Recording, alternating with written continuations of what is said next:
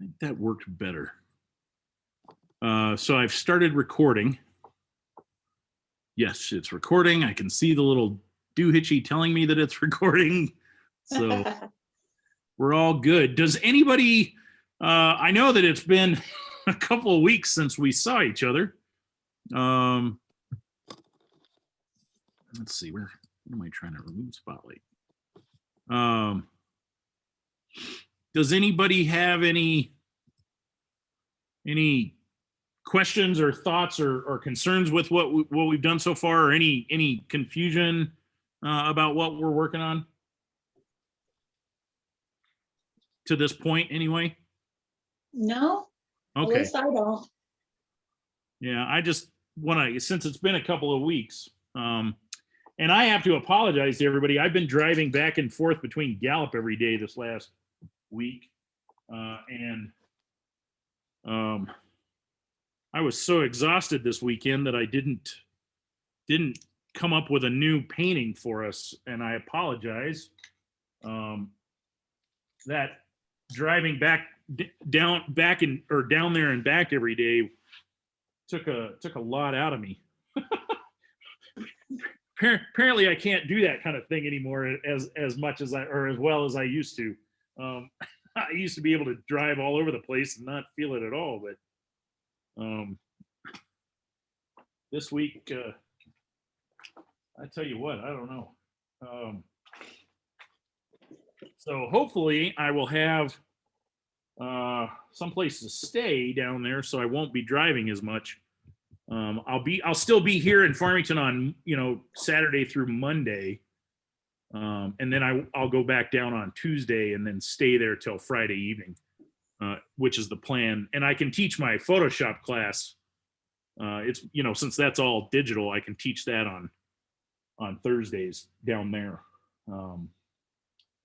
So hopefully that will remedy itself. But yeah, last week was the first week I had to be there all week long,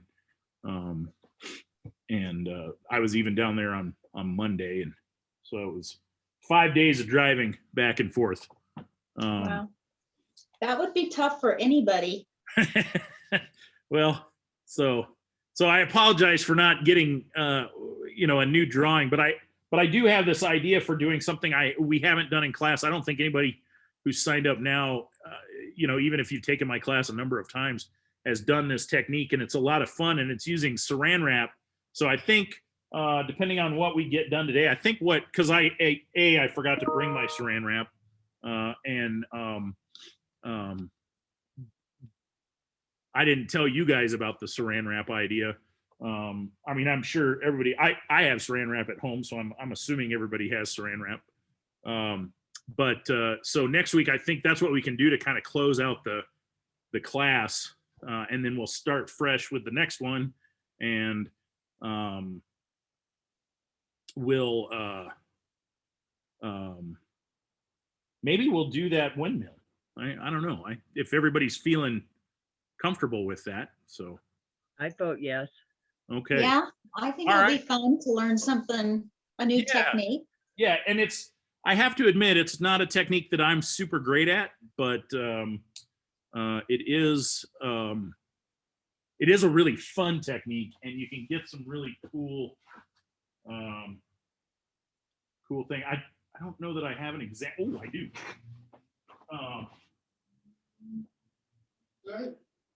No, I don't. I thought I had an example of my mom's work. Well, so this was I'll show this because this is really oh wait, do I still have that? I do. It's a little dusty. So I have a print of hers. Let me wipe that plastic off. So I don't know if everybody can see that really well. There's probably, let me take it out of the bag so there's not a glare on it. And it's a little dark because of the lack of light. But so this was done. Can y'all see that okay? I can't tell. Yeah. Okay. Yeah, I can. Oh, there's a fairy in there. Yeah. So my mom did this. It's a really interesting story about this painting. It's called Butterfly Dancer. And yeah, there's a little, kind of fairy dancing. And she did this technique by laying down paint while it was still wet. She laid saran wrap on it. Mm-hmm.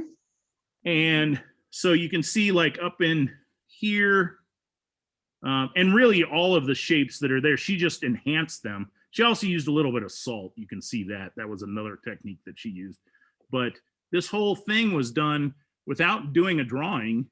She put the colors down and then used saran wrap to kind of enhance the, or to create these funky shapes. So like all of this bit here that you can see, she that was all done by saran wrap. And then she came in and this was the shape she saw. She saw this kind of fairy dancing there. And she I have to tell the story because it's pretty interesting. She went my grandmother, her mom was an artist. Her name was Lola Furman. And when she passed away in 1983, and when she passed away, she was in her bedroom, and my mom was there. And there's a side door that goes out to a flower bed, like a patio and a flower bed on the side. And my grandmother loved that garden. She was really proud of it. And at the my mom says that, I'm going to read the quote here. At the exact moment my mother's soul left her body, she was looking out the door, and I glanced out to see what she had been looking at, and thousands of monarch butterflies took flight. For years I struggled to paint that feeling that I had at that exact moment. This painting, titled Butterfly Dancer, is the result of that attempt. So this was painted, gosh, I don't remember what year she painted this in, but Oh, that's beautiful. yeah, decades later. So that was the technique she used, though. Is a really cool, really neat technique. Yeah, what an inspiration. Yeah. So anyway, I think it'd be fun to try that next week. So I will. Yes, that's really nice, Michael. Oh, thanks. Yeah, this has always been one of my favorites of hers. This is just a print of it. She didn't sell the original, but so many people liked it that she had prints made. So That's awesome. so many people requested it, and she was like, "Well, I just can't give it up. It's too important." Yes. And so, all right. Well, since I've eaten up another few minutes waiting for Janie, so I'm going to, let's go ahead and start. Hopefully she, well, and I'll send her the link if she's not able to make it. But let's turn that part off. So this is where we left off last week, and it looks like to me, because I have to admit, I also have not looked at this, and I didn't make notes. I meant to make notes last week after we finished class, and I forgot to make notes on where I wanted to, what I had done and what I was thinking at the time. So I have to kind of look at this and kind of refresh my memory. But I remember kind of one of the last things we did, I think, other than dropping in these little shadows here, was doing, I can tell we did kind of another glaze of this kind of light foreground, building up some texture there. And I started doing some stuff up here in the trees, which some of this I want to come back in now that I'm looking at it. I don't like all this sharp edge right here. I want to soften some of that. And there's still some things I want to do here. Obviously I need a shadow in here. I've drawn a shadow in here, and then I kind of have this fence that I think you guys should be able to see, but if I zoom in, I still have that kind of fence drawn in there. And I'll be doing some lifting and some painting in fairly dark colors. We have to do the roof. So I think what I'm going to start with, just because it's bugging me a little bit, is I want to soften this area right here a little bit. I don't want that to be such a sharp line. I want that to be a nice gradient between this dark. I don't mind some of it having a sharp line, you know, like up into here maybe. I definitely don't want it right here next to the edge of the paper. So I'm just going to take my brush, and this is 2-week-old or dry now paint, and I'll just show you. Let's see, I'll just get my brush nice and wet. All this is water, and I'm just going to come in here and try and soften this. Yeah, and that's working pretty good. I'm just going to soften this line here, just so we can get a little bit smoother gradient between this light area and this dark area. And I can come in with just water.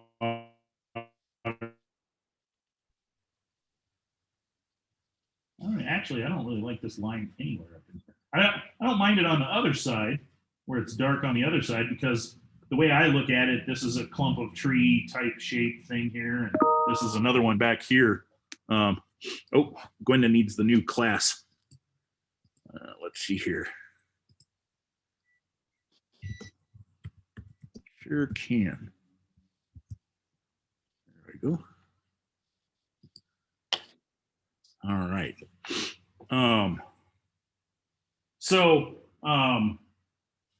because these are two different sort of treetops, the way I look at this, I have kind of a light section of tree here, and there's another darker section back here. Hopefully that's making sense to everybody. And I can even come in and kind of pick some of that back up. And you can see I've picked up a little bit of paint on my Kleenex, just to further soften that edge. I now have paint on my on my brush, so I need to clean that out before I come back in here and soften that again. And this is something I do a lot, just to, I'll put color down, and I'll because I need that dark, but it's still a little too, wet in a couple spots, or I just allowed it to kind of bleed up in there, and then once it's dry, I can come back in and lift that back out.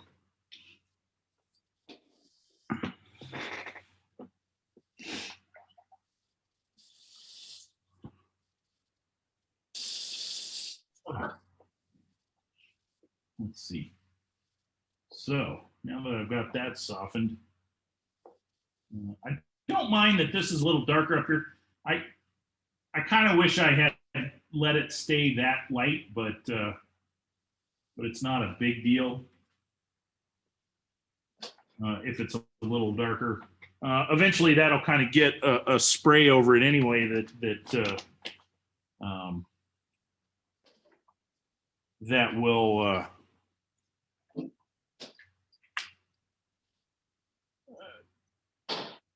knock it back a bit anyway. So I don't mind that it's a little darker.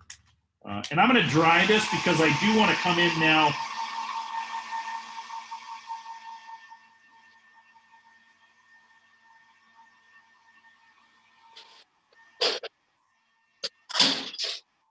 I do want to come in and add some, and it's still a little damp, but it's dry enough. I want to add some even darker darks to this, because right now, I have some light, and this is kind of a mid-tone light. It's not really that dark. So I want to, I'll just tilt this over so you can kind of see what I'm dealing with here, maybe. There we go. You can see I've got this really dark green, and this was Hooker's green and indigo that I mixed together, but you could do it with any dark blue and you know, like if you had Hooker's green and Prussian blue or royal blue, any of those would make a nice dark green. And I'm just gonna reconstitute that a bit. I also have some over here that's a little more on the blue side than that. In fact, maybe what I'll do is just grab a little more green and add it to this one. So this one's a little more on the green side. And then I have this one that's a little more on the blue side. And that gives me just a couple of options there. I can even, because I do want some darker darks back in there, what I'm going to do is actually over here, I'm going to take a little quinacridone violet, and I have this kind of blue violet mixed up over here. I'm going to add a little more quinacridone violet and then grab a little royal blue and make a really nice dark violet. There we go. And so I have this kind of dark green, kind of a dark blue green, and then this dark violet. And then maybe just a little Hooker's green by itself. And I can tell, like if I, let's see, on screen, or at least on my computer screen, this all looks very, very similar. All three of these, this Hooker's green over here in the corner, this blue green right here, which I'm going to add just a bit more Hooker's green and a bit more indigo to it.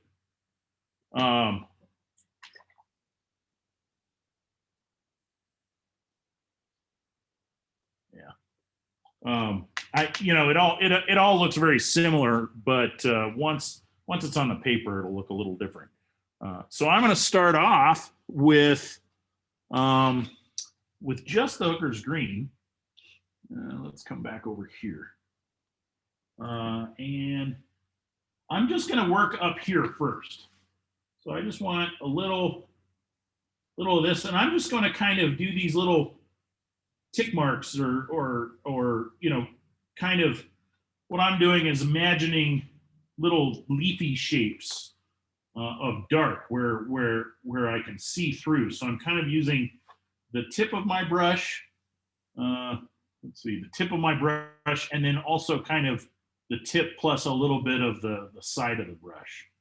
And I'm just kind of working my way around in a few spots. There might be a little bit of shadow on this side of this clump. But you can see I'm purposely leaving some lighter areas. As we get down here, I'm going to grab a little of that Hooker's green royal or indigo mix, so it's the more green mix. And I'm going to use a little of that right in here and start making the shape of the top of this tree by painting the dark bit of the tree behind it.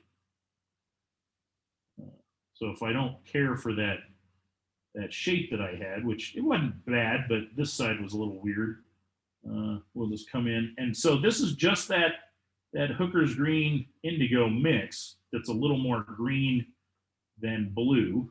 I could come back over here and grab a little more of a little of the more blue than green bit, maybe work my way. And on the page, it looks a fair amount darker than it is, but you know, on screen, but well, and it is fairly dark, but I mean, it right now the Hooker's green and that stuff look about the same dark level, you know, the same value, but in actuality, the blue green and the green blue and the blue green are quite a bit darker than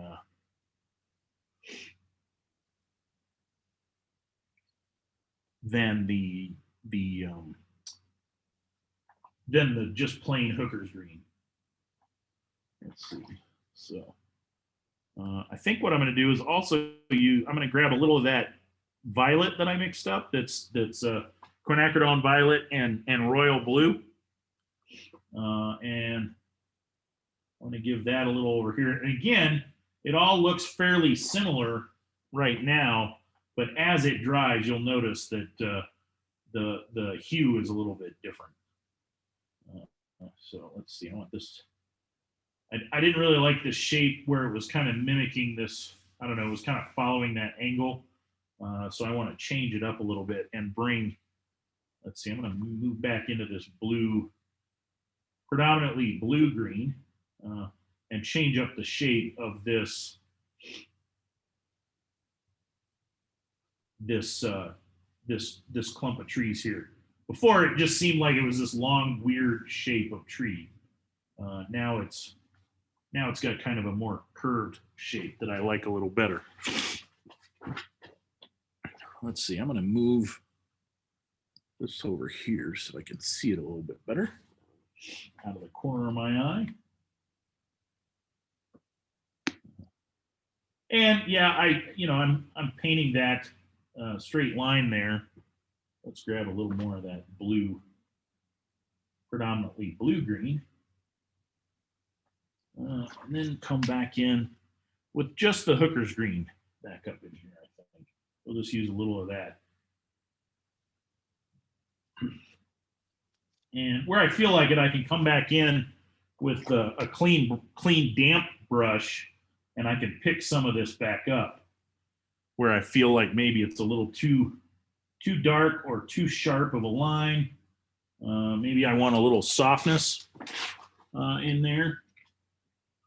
So I can just come in and soften that edge a little bit.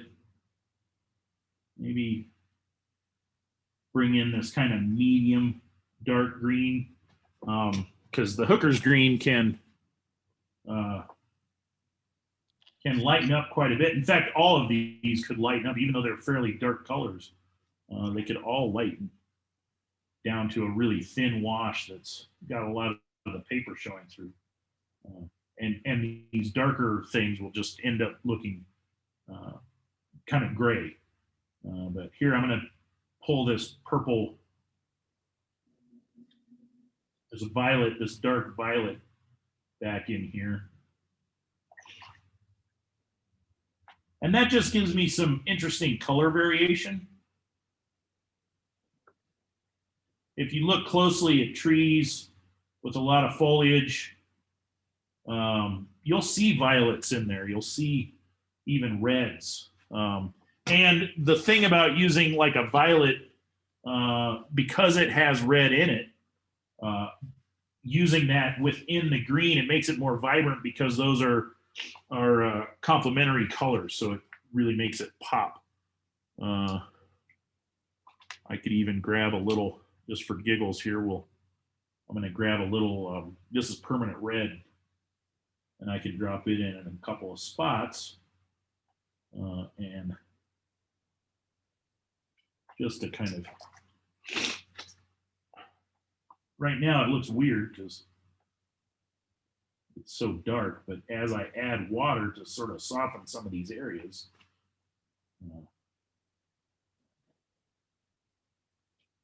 let's see, I don't like what I did there, so let me just pick that little bit up. Let's just pick some of that up before it's super dry. A lot of this is still really wet. And I don't know if there's a way, if I come in, if I bring the camera in, if that looks any lighter. It does. You can see actually that's violet, but I also added that permanent red, and it really made it quite a bit more violet. Let's pick that up.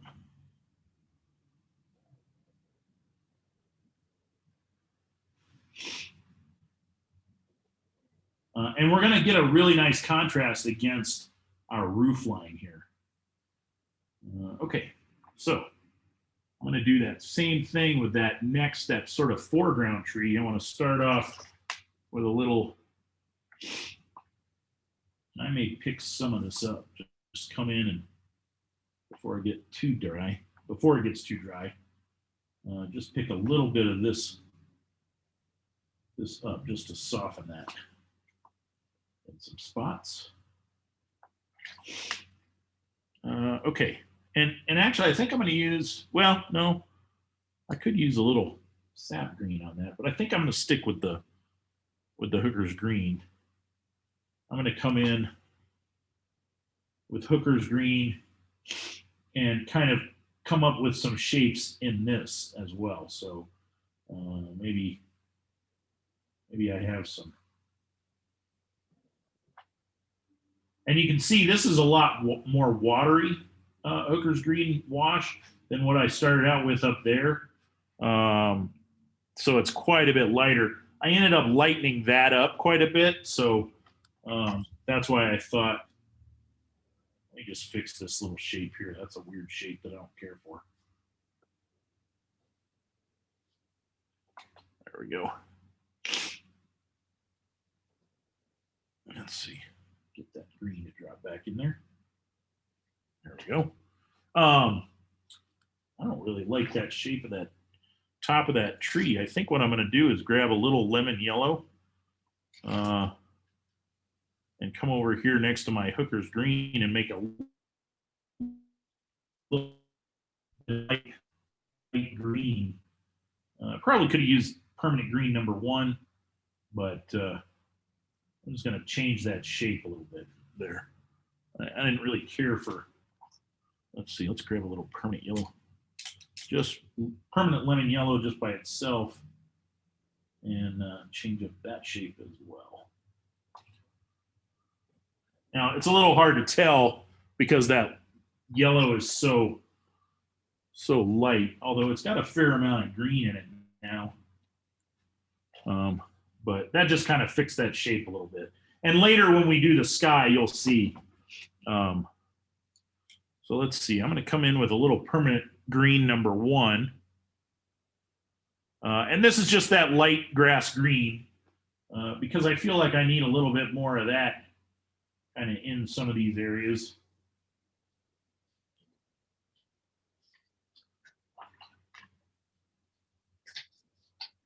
And then we'll just soften this down in there, and then maybe drop a little water on that.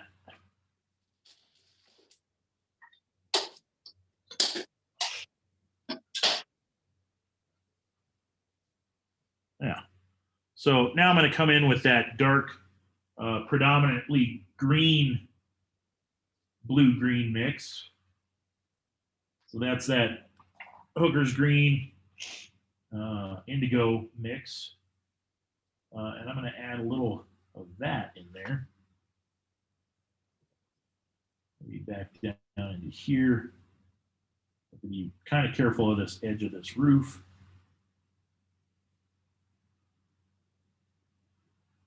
Yeah.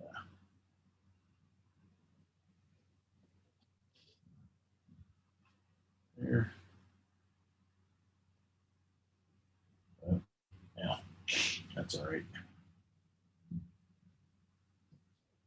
And maybe I've got another sort of set of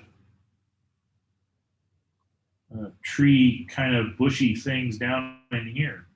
I know that I've got another kind of thing going on here as well. But I think I'm going to switch to just, I was using my number 10 brush. I think I'm going to switch to my number 8 brush. Come in. It's getting a little tight in here, and I just want to just lighten that up a bit. I could even lighten some of this area up just by picking some more up with the side of my brush. And all that I was doing is just pushing that kind of, let's see if the edge of my finger is the top of the paper. I was just kind of pushing that and rolling it. It's a damp brush that I've wiped it off, so it's kind of thirsty, and I've just kind of rolled that bit of the brush right there to pick up a little of that color. That's all I did, and that makes that nice little pop of light right there. Might do that right there too. Just pick up a little more. It's kind of subtle, not a lot of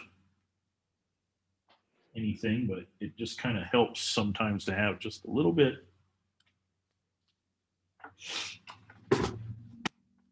Okay, so maybe there's another, like a third section of tree shape things going on here.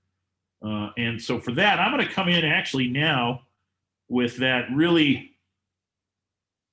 dark violet that I made from royal blue. You could use indigo, you could use Prussian blue or Antwerp blue, and any kind of darker violet that you have. Although if you had like permanent magenta or quinacridone magenta or some kind of magenta, or even permanent like a alizarin crimson. Let's see, any of those kinds of things, you could make a fairly deep violet like this. So I'm just adding, a little hard to tell, but I'm just adding a little more violet to it. It was a little too blue, so we'll just add a little more violet to that, and that'll just kind of pick up. I think I'm actually going to drop a little in here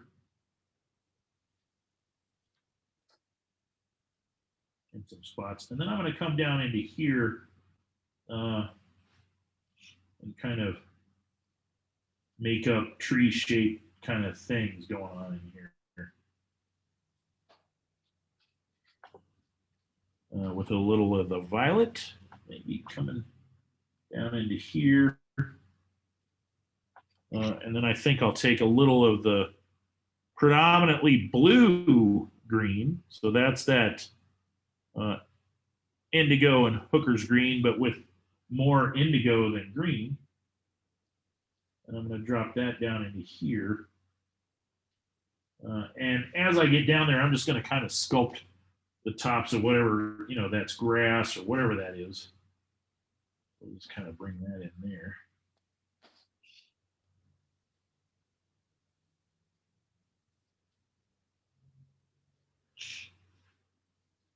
And if I end up not liking this, I can come back in and soften this later when it's dry.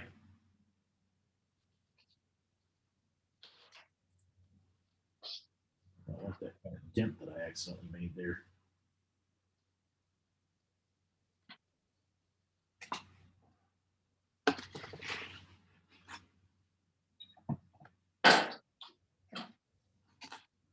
How's everybody doing? Fine. Okie dokie. Good. All right.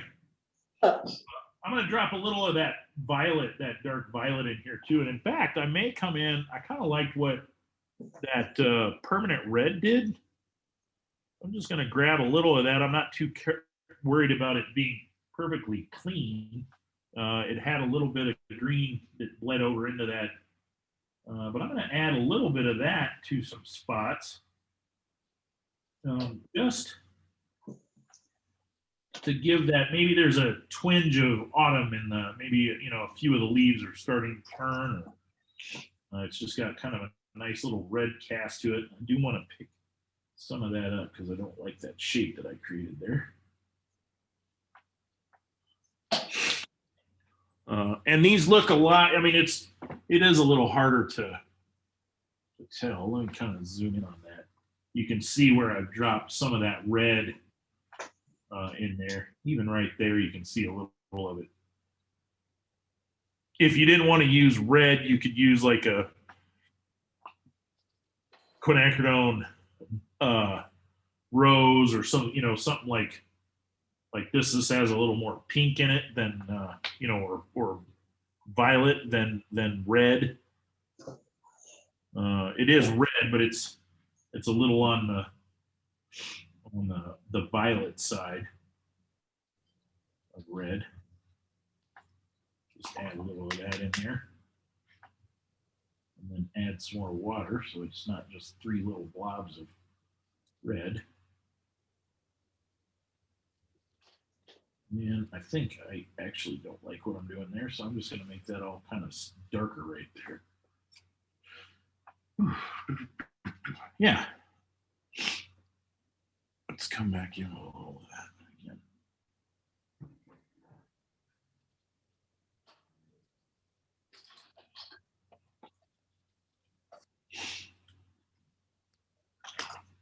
It's all about kind of experimenting with that. I like to play around with color and kind of push the envelope, but I you know a lot of painters will use red in their red and violet in their leafy bushy stuff. I could even just use a little bit of quinacridone violet by itself. Let's see what happens there. Drop a little of that in. Yeah. So, but now you can see that it's really starting to push that barn forward quite a bit.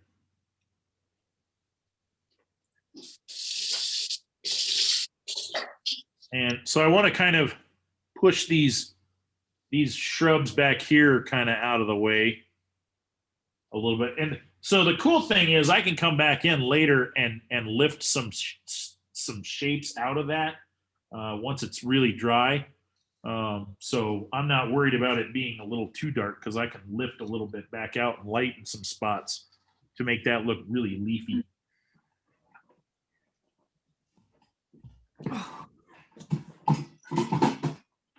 So I'm going to do some of that same, you know, we took this a little bit dark, but it's not nearly as dark as this, and I want to push that back in space as well.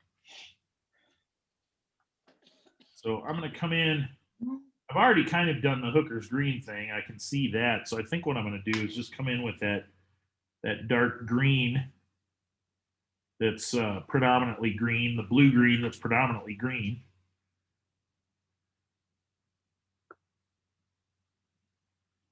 I do need to mix a little bit more over here on my palette. I'll show you what I'm doing.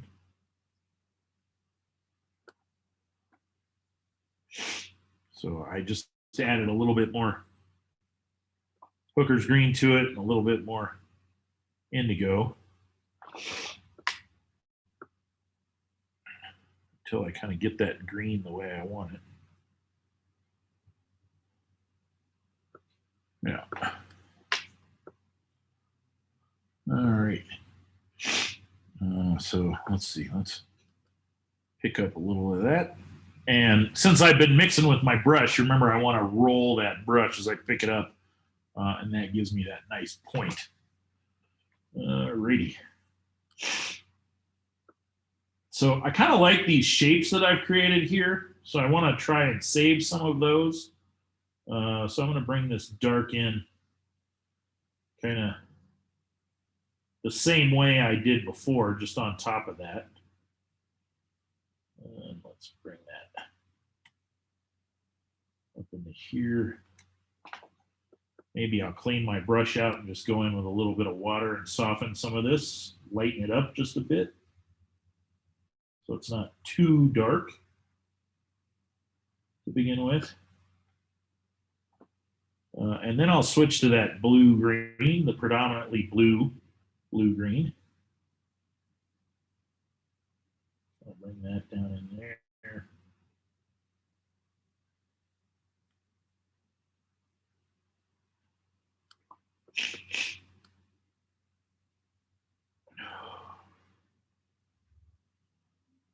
And maybe go into some of that dark violet as well. It looks the same right now, but I can tell it's not. Especially after I kind of let that kind of bleed or blend out a little bit with a little water. Yeah. Let's go back to that kind of blue-green, which is, or the green-blue, I should say.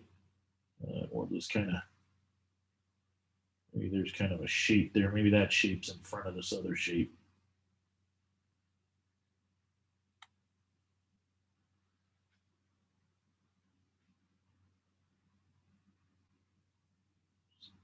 Couple little tick marks down here to kind of make it look like the grass is kind of sticking up in there. Let's bring that violet back over here. And maybe some of that Hooker's green in a few spots. Excuse me. Oh, allergies are on overdrive.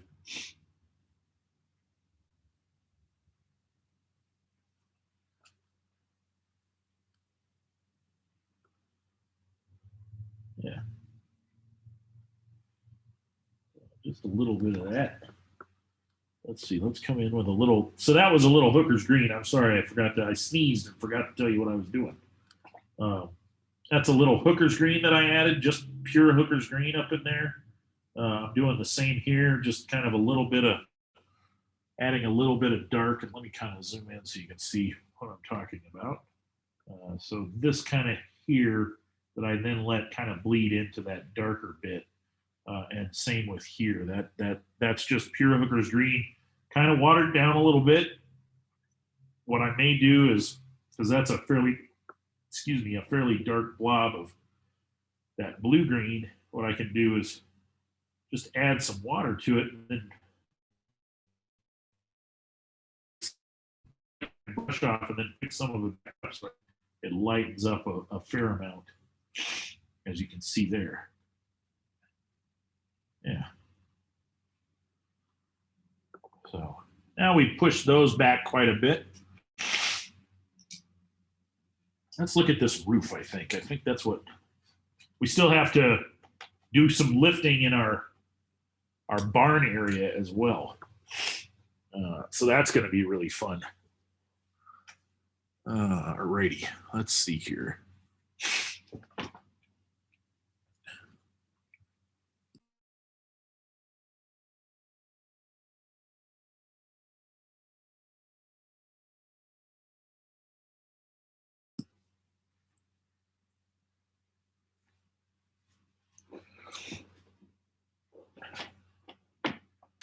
Excuse me, I had to blow my nose, so I put myself on mute.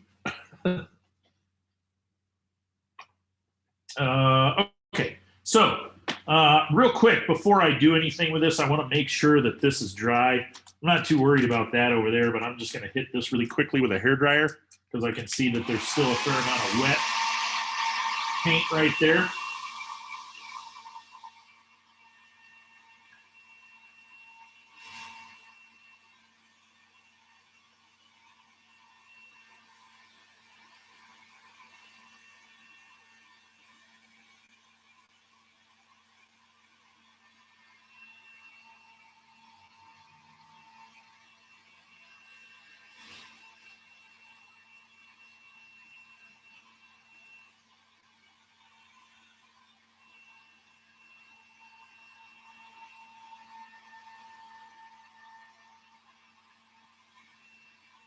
All right, that's good.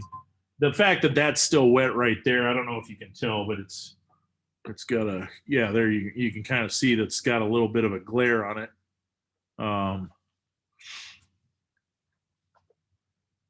Isn't too big a deal because it's separated enough from the roof. All right, so I'm going to take my flat brush and get it wet, and then I think I'm going to grab. So this is just, you know, my 1-inch flat. I think I'm going to grab a little bit. Let's see, I'm going to clean that because I've got a little yellow in that peacock blue. And I want to first kind of make this look a little bit like it's metal. So that's why I'm going to use this peacock blue just to kind of give it that galvanized steel, just a hint of that. It's going to be really thin wash, very thin wash of blue. So it's mostly water. As you can see, that's quite a bit of water. There's not a lot of paint in that. Well, there is, but there's more water than, definitely more water than paint. And I'm going to come over and I'm just going to kind of. Michael, which color blue did you say? That's peacock blue. But if you had some, if you didn't have peacock blue, you could use like a cerulean blue, or I have a vertiter blue that's really pretty. That's kind of cool. It's kind of a gray blue. That's this one right here. But yeah, cerulean blue would be nice. Even if you had something like an Andrews turquoise or a cobalt blue, you know, that would be good. Anything like that. But I'm using peacock blue. Let's see, and I've got just that thin wash. And I'm going to come in and just kind of put in a little bit of that, you know, kind of that shape of, and then I'm going to put in a little bit more here, maybe.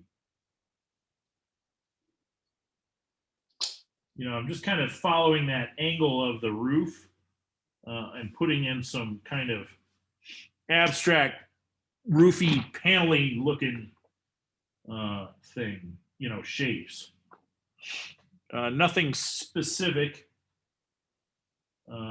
Just, oops, I didn't quite follow the right angle, but that's all right. Just kind of a little bit of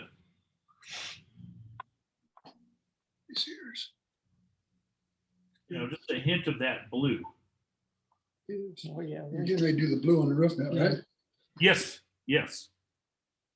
I picked some of that back up because I got a little bit too much right there. But before that dries, now I want to come back in with maybe some burnt sienna. If you didn't want to use burnt sienna and you add something, you could use like quinacridone burnt orange or brown madder, any of those kinds of things. I have this one color called copper kettle, which is really pretty. But I'm just gonna use burnt sienna because that's what most people have. And I'm just gonna kind of come in and add a few little areas of rusty goodness is what I call it. And I'm just really just kind of letting that burnt sienna run into the peacock blue a little bit in some spots to just give it a little bit of a rusty kind of look. I could even come in with a little opera actually, which I think I will. I grab a little bit of that and really add a little bit more pop into some spots. Now, some of this I'll come back in and lift back out a little bit of it because it's too much. But like it's too much color right now. So I can actually take, you know, like a piece of toilet paper here and kind of just blot it just a bit, like so, and pick some of that back up, and you can see it lightened it quite a bit, which I wanted it to do. And then while that's still a little damp, because I want it to be damp, I'm going to use my toothbrush. I'm just going to kind of cover up most of the surrounding area with some rags here really quickly. And I'm going to grab my toothbrush and do a little spot. Normally I'd use like a spray bottle, but since most everybody doesn't have those, I'm trying to avoid using those until we're back in the classroom and you can borrow mine. I'm going to grab, I think first I'm going to start with, I'm going to get my toothbrush wet. It's just a normal toothbrush, and I just want to concentrate on this area. I think I'm going to start with a little opera just to get a little bit of that. And whoops, that was too much water. And then just kind of flake it on there. I can come back in and pick some of that too much back up. So I've got a little bit of flakes of, let's get some up there in the top. There we go. Some kind of flakes of opera on there. And if you do like I did, don't panic. It's all reversible. It's mostly water, very little color. I'm going to come in with a little of that. Well, just so you can see it, I'm going to use a little. What is this? Can't remember what this is. Oh, I have this quinacridone burnt scarlet that I really like. But you could use like, and these are all colors my mom found. That's the only reason I have them, because she found them. You could use burnt sienna. That'd be fine. Let me just get some of that in there. Let's just tap my brush. There we go. See, that's too much. There we go.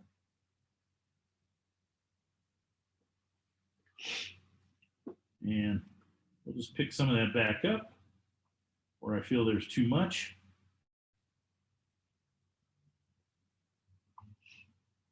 Let's see. Let's try it again. Maybe if I'm going to try flicking it. This time I'm just going to go with the burnt sienna, just so I can, it's a little softer. So I'm just going to try flicking this a little bit. I get a little bit finer. There we go. A little bit finer dots that way, which it's maybe a little hard to see on screen, but if I zoom in, you can see, and there's a lot going on there.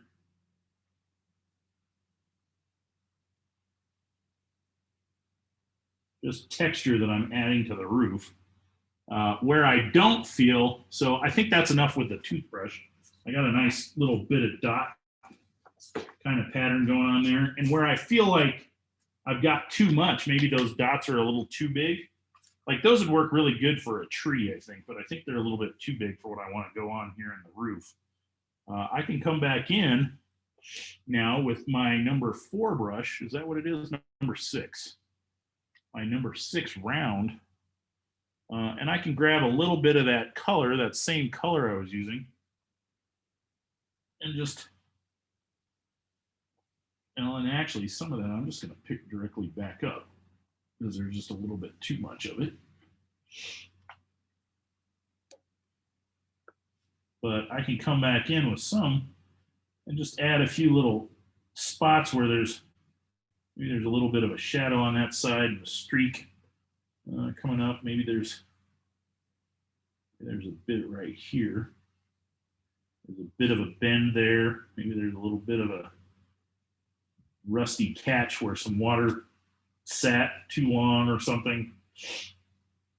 I've got a couple of little bends in my roof. I got this kind of little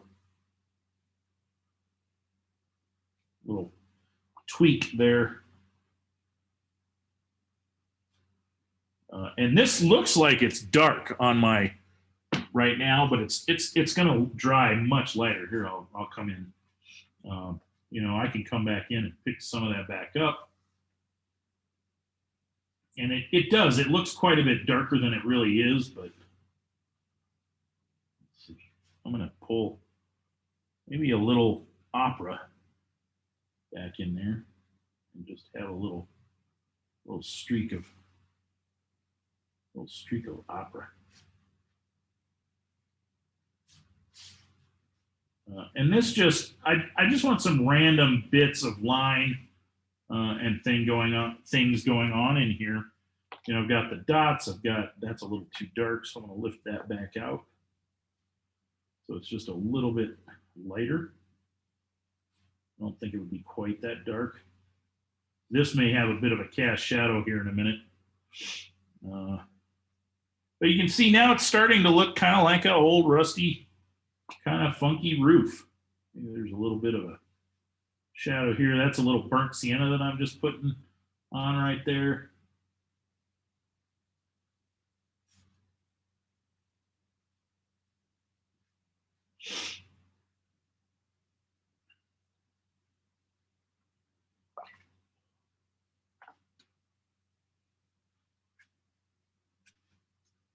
Got this weird blob of blue right there that I don't care for, which will probably disappear once I paint the sky, but let's see. And then I'm going to come in with just a bit of violet in some spots. So I have some really dark little areas. Not really dark, but slightly dark. So let me zoom in so you can see what I'm doing. Just adding a bit of that violet there. I think I need a little bit more water in my brush. I'm just going to pick up. And this is just quinacridone violet by itself. You could use permanent magenta, any kind of violet that you have. I haven't mixed it with anything. It's just that. There we go. Maybe there's another one somewhere in here. A bit right there, because there feels like there needs to be something. Maybe kind of, whoops, can't see what I did. So I just came in right here, did kind of a little line there. I don't know if I like that yet. Maybe we'll have another one coming down. I don't know. Let's put it right there. Just kind of hinting at some of these roof panels in some spots.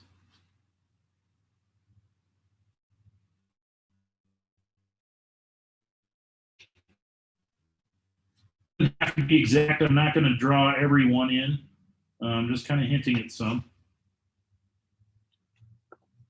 And that is probably all I'm going to do there, I think, on that.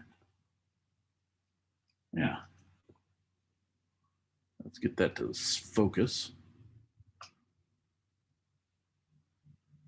Yeah. Might be a little busy. I'm not sure about it yet. I can always go in and add some water to it and lift some of that back out if I don't like it.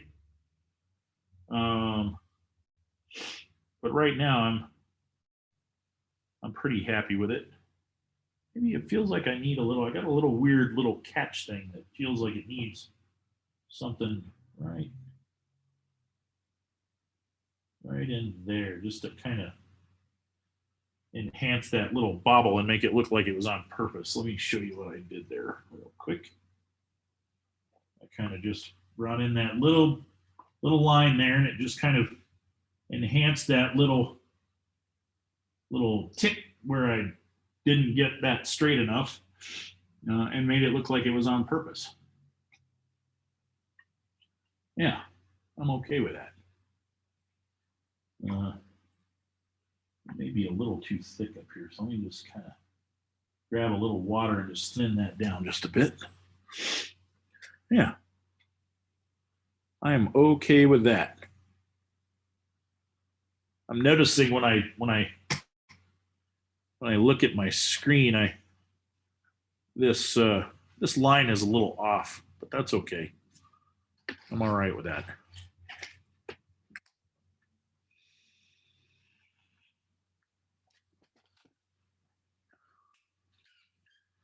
Let's see here.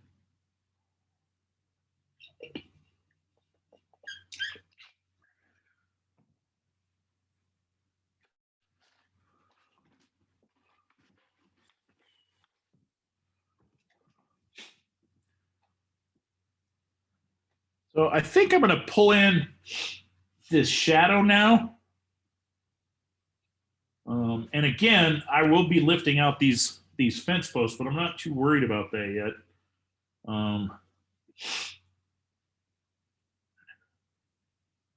I want to kind of, let's see. I kind of want that shadow to, I'm going to sketch this in just so you can kind of see what I'm doing here. Let me grab a pencil. Is that the one what is that? It's the HB. So I kind of want this shadow of this barn to kind of come in, kind of across. Let's see, you can't really see what I'm doing there very well.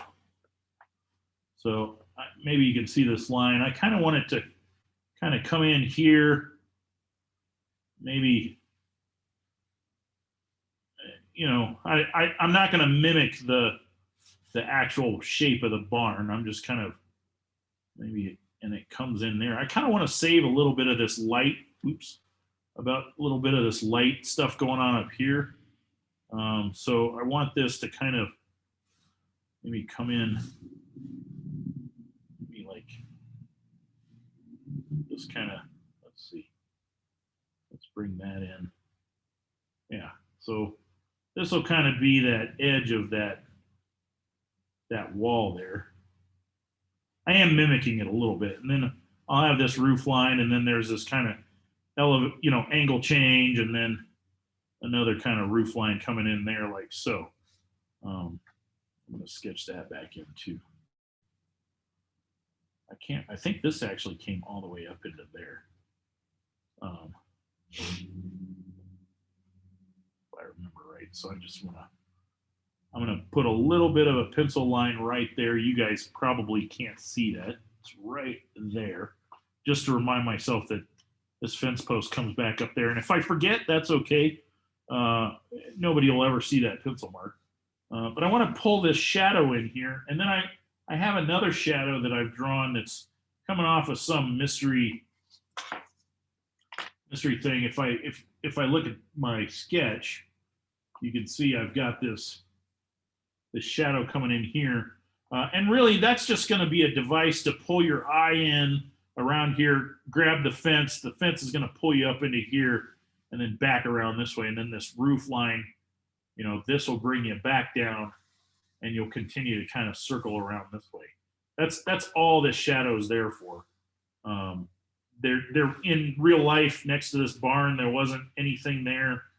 If you guys remember looking at the actual source photo, but we're not painting what's actually there. I think I'm going to have this shadow come all the way over into here, which I may. So what I'm going to do, I think, is paint this shadow in, then come in and work on these fence posts and this shadow at the same time. So let's start with that one.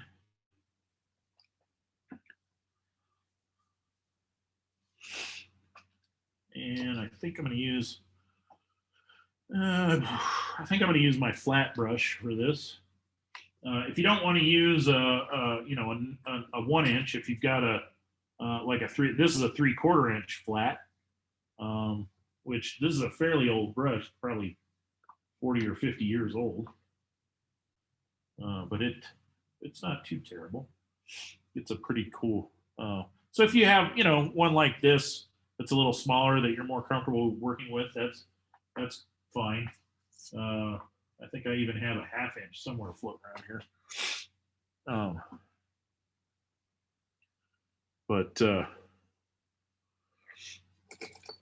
Yeah, anyway, let's see, what is that? That's a 1 inch as well. That's a 3/4 inch. I thought I had a 1/2 inch. Oh, wait, here we go. No, that's a 5/8, so that's different. Plus it's on an angle. But that's still kind of an interesting brush to use. But I'm just going to go ahead and use my 1 inch flat. And I'm going to grab, I think to start, because maybe there's a little light bouncing off of something, I'm going to start over here in the corner with, I think what I want, what I'm going to start with is a little bit of opera.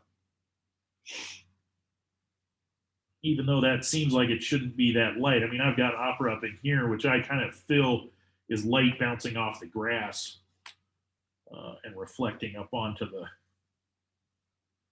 So I'm just going to pull that in, and it'll seem too light for a second here, too pink. But as soon as I come in now with a little, let's use a little quinacridone violet just by itself. Just kind of come in there. Like that. And let's switch now to, well, let me grab a little more and just get that to come over here. I want that opera in there, but I also want that violet. Let's switch to a little, let's switch, I'm gonna use a little peacock blue, because on top of that yellow, it'll have kind of a green tint. And I'm gonna drop a little of that in here. Not much though. I don't really need a lot. I just want that to kind of, there we go. Now it's starting to kind of have that green tint. And let's go into some of the, let's go into, so I'm going to use that Hooker's Green indigo mix that I made that's mostly green. I'm going to come in with a little of that, maybe drop a little right there.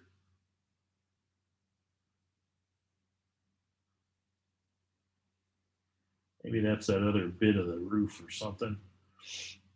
Doesn't matter. I don't need to name it. Let's see. Let's have a little of that coming in up in there as well. And then let's move to a little bit of the, what I'm going to do is actually take that indigo, mostly indigo green, and add a little more violet or a little of that dark violet mix to it, and pull that in some spots.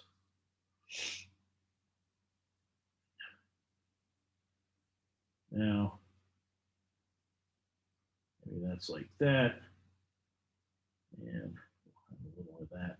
In this case, because it's not a tree, I'm not going to have too many little speckles of light color. I don't mind if I miss a couple of spots there, but this, this isn't going to have that kind of dappled look. That looks all right, like that, like that. And let's come back in here and pick some of that up. I don't really want that that overlap line that much. And now I'm going to switch to a round brush, and I'm going to come back in here and drop a little indigo in some spots. So this is just pure indigo. If you don't have indigo, you can use like royal blue, Prussian blue, Antwerp blue, anything like that. I'm just going to drop a little of that in here just to darken that up just a skosh. Let that kind of run together. I'm going to pick some up as well. I don't want this shadow that dark. I mean, I want it dark, but not extremely dark. I'm going to grab a little more of that peacock blue and drop that in here because I like what's going on here. And really, I think I need a little violet over here because there's too much here and not enough kind of finishing this out. So I'm going to put a little more violet over here.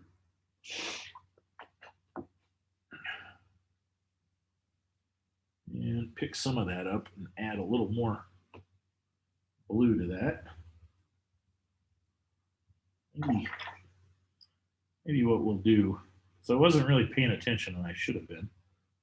I'm going to add a little opera in here just to really give it that kind of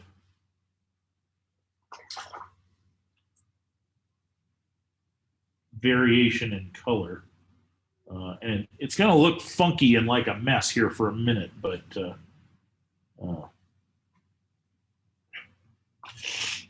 then let's come in with a little peacock blue. I feel like that's what this spot needs. It's just a little bit of that.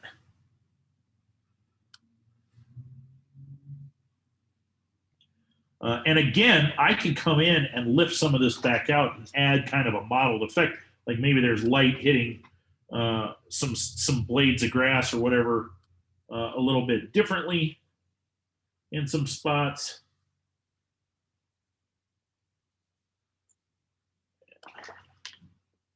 Add a little more water to that and pick it up.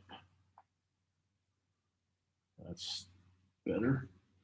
And then come back in with a little opera to kind of help that. And then I think this makes a much more interesting shadow this way, just by having all these kind of different colors in that shadow. It's not just one solid blue or green or.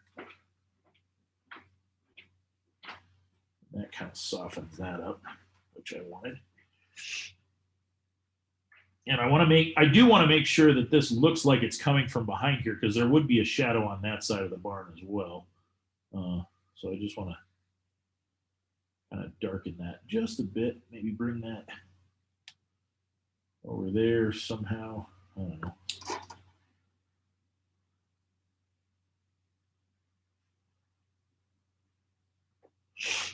Yeah. But I'm fairly happy with that. It's kind of a funky shadow, but I want it to be. Drop a little more peacock blue in there.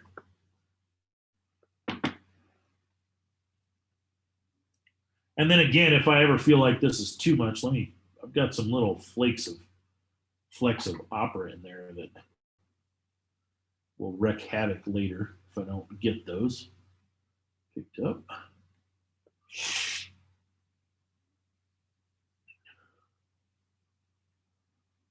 A little too much paint if I don't pay attention there. Yeah. So I'm okay with that. I like that shadow. I need it to be dry so I can do these posts.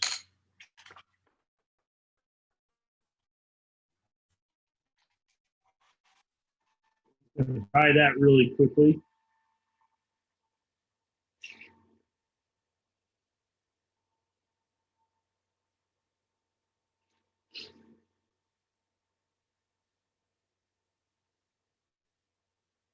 And you'll see as it dries, it's quite a bit, it's lightened up a fair amount.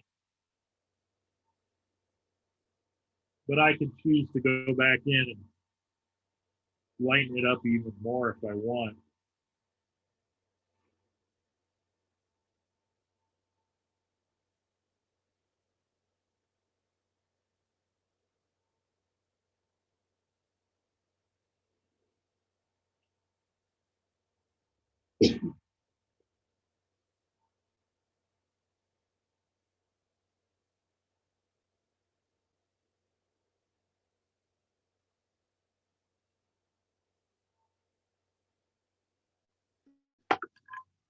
With by lifting a little bit.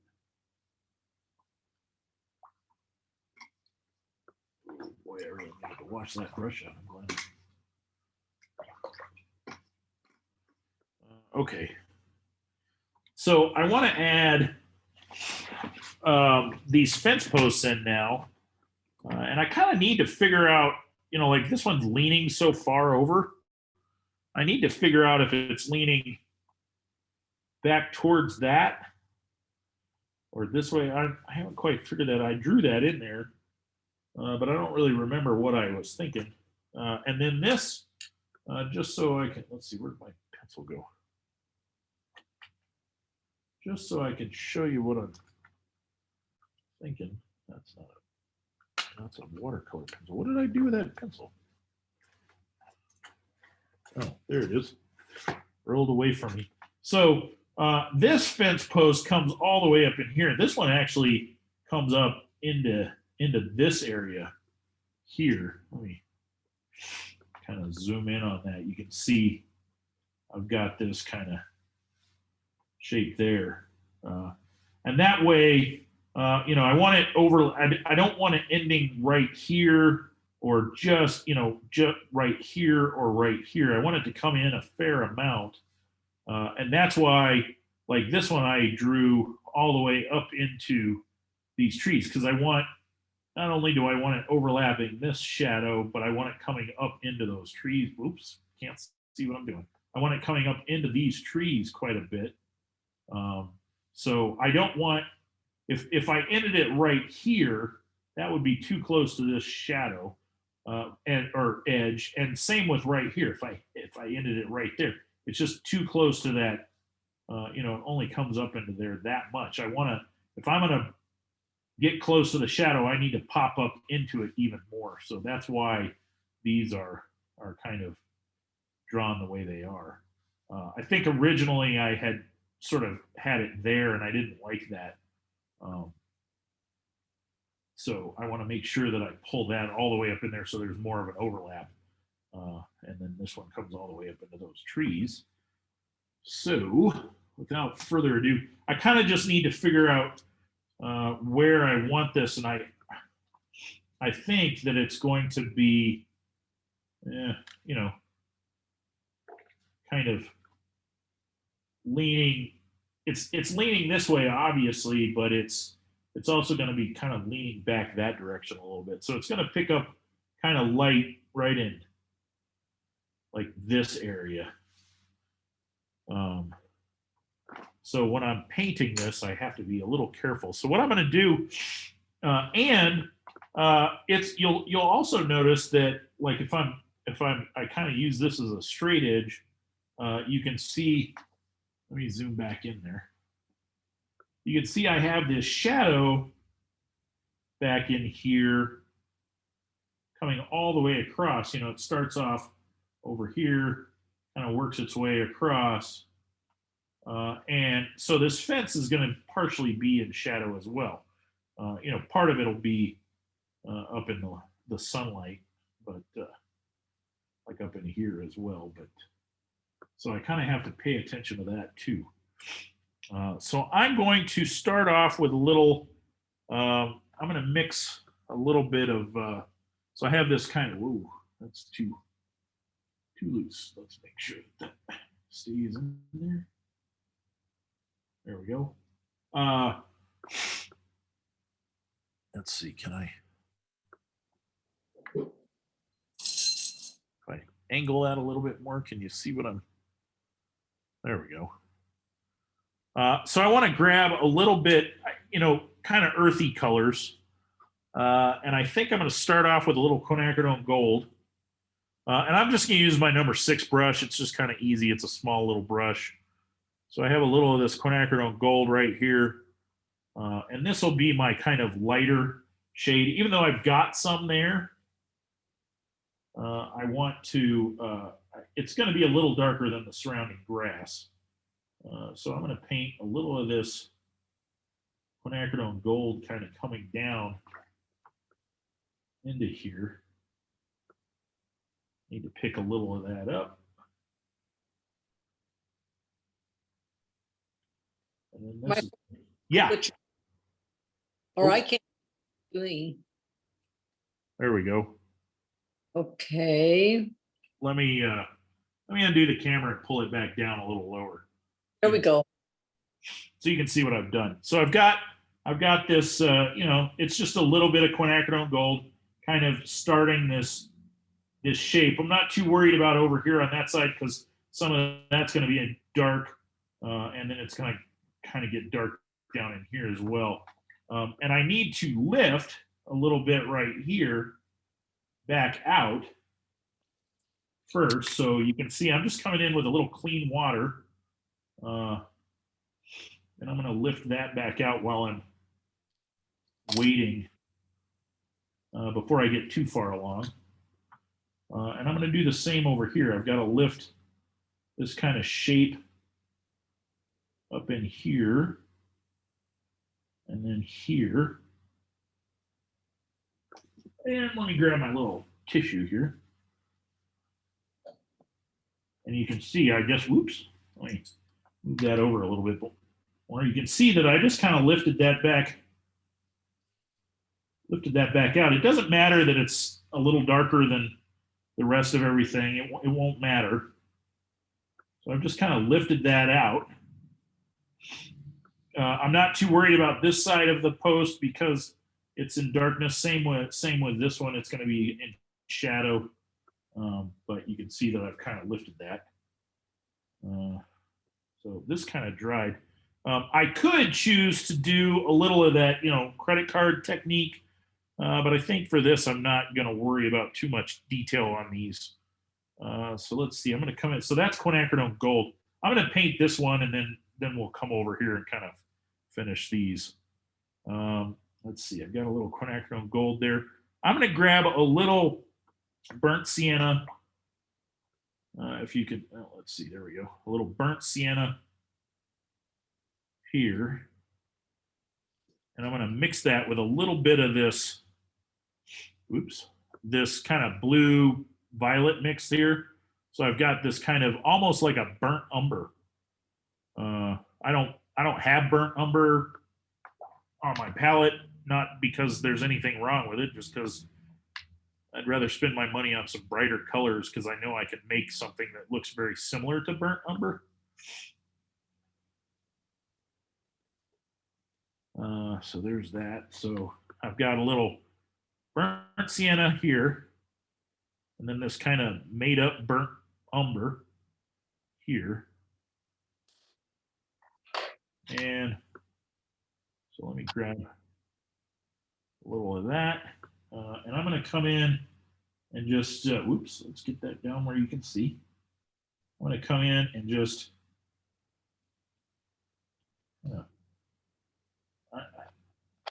I'm just kind of making this up because I don't really know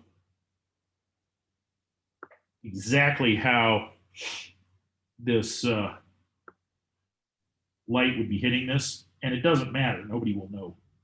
So I went over and I grabbed some of that burnt umber looking color that I mixed, and I'm going to start because I think down in here this would be in shadow, and I think what I'm going to do is actually add a little bit of more violet to this. So I'm just grabbing some pure quinacridone violet. I'm going to put that down in there, and then this is just kind of coming down into there. So let's put a little of that. I think now I'll grab a little of just that dark indigo that I grabbed. Just plop that down in some spots. Let me zoom way in on that so you can see what I'm doing.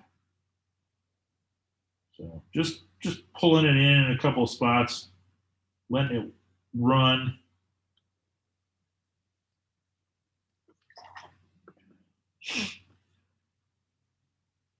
Let me just add a little bit more water to that, maybe even a little quinacridone violet. Not quinacridone violet, quinacridone gold, sorry. Just so that stands out from there a little bit more. And I'm gonna leave it like this for a little bit. That doesn't look like much of anything. It's not that great, but that's okay.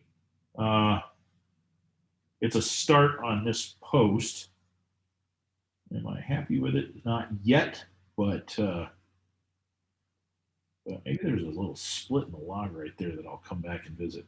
I'm going to wait on these cross pieces. I'm just going to do these upright posts or semi-upright posts first.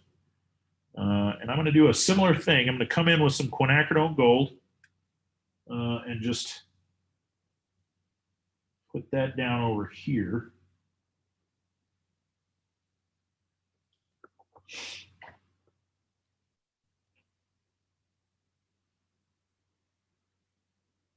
And this is going to look a little messy, so don't panic.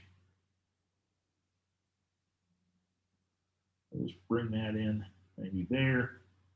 Let's bring that down into there a little bit more too. And let's come in with a little of that burnt umber looking mix. So that's a little burnt sienna and indigo really is what I've done is I've taken indigo and burnt sienna. And there is a little bit of, like quinacridone violet in there as well, just to warm it up just a bit. There we go. And we'll come in like this. Maybe that fence post comes down like that.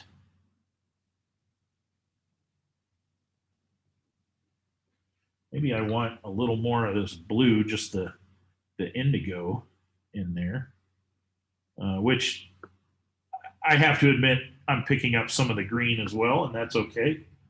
I'm just going to pull that in like so. Oh, man. Had my leg bent back underneath my chair, and I suddenly realized that it hurt. My ankle was feeling compressed. So there's that. And again, I know that this is looking messy. So I'm not worried about that yet. I'm just getting some paint on there. If it's too dark, I can always lighten it back up. I do feel like, excuse me, that this needs a little bit more of that down in here. I'm just going to add a little bit more of that indigo that might have a hint of green in it. And you're probably thinking, well, what's going on here? I mean, how are you going to blend that in? We'll get to that. So let's come back in. So I'm going to, let's see. I want to pick up just a hint of this. That feels just a little too dark right there. Yeah, let's lighten that up just a skosh. Let's see. Let's add. I'm going to grab that quinacridone gold again and pull that down into here like so. And I can already tell I kind of changed the shape of my post a little bit, but that's okay. Maybe it's actually, I don't like what I did there at all. Maybe it just kind of comes down and there's a bend to it or something. It's gotta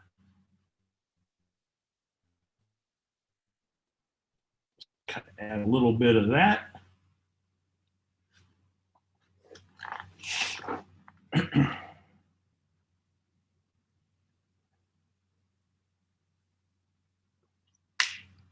And then we'll come in with that burnt umber mix, which is burnt sienna and indigo. Or if you don't have indigo, you can use, like I said, Prussian blue or Antwerp blue, royal blue, any of those kind of dark blues. Make a really nice kind of rich, dark brown. And then if you want, you can kind of warm it up with a hint of violet. And we'll just come in over here. Let's see, this comes all the way up into there. Maybe I want a little more of this quinacridone gold over into here, sort of let those two run together a little bit. So now back to this dark.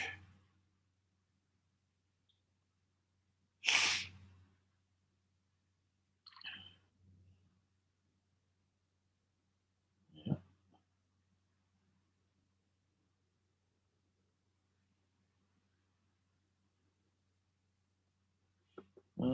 And I think I want to drop in just a hint. Well, that's still wet. I don't know if this is still wet over here, but it might be. I'm going to drop in a little opera just to kind of give it some pop.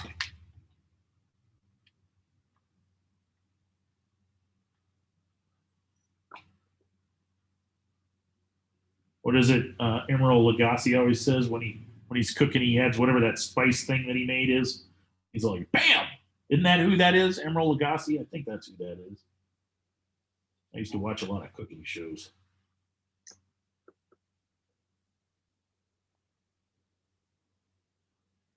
I kind of feel like that's what that opera does. It just adds a little pop of pizzazz to it.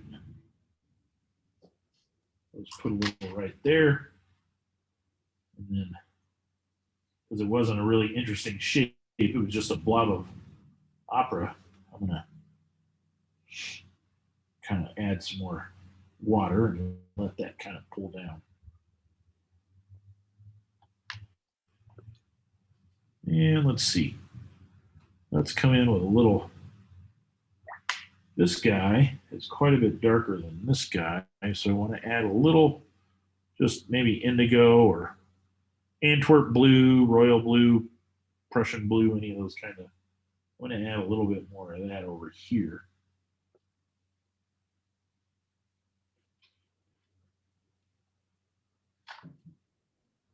So I have a little more dark on the edge of that, on that side of the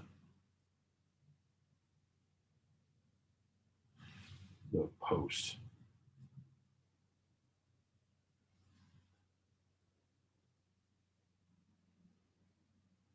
Same with, whoops, can't see what I'm doing. Same with down in here. I think just a bit more of that.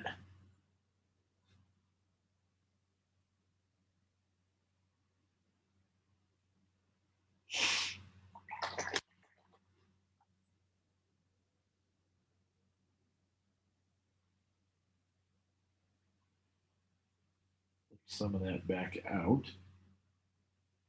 Or I want it to be a little bit lighter.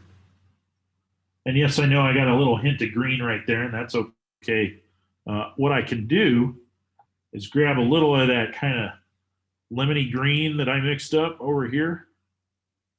It was, and I can actually add a little bit of that to this, just to pull that green down into here. Then let's maybe add a little more. Let's try that opera again just to see what happens.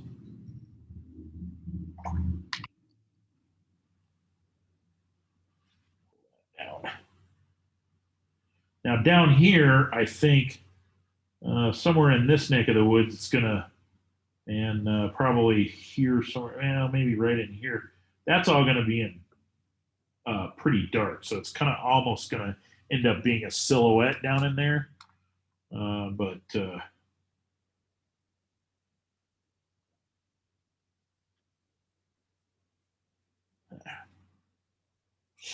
I do want that a little bit lighter, and this I want a little bit lighter too. I think I let that get just a bit too dark. With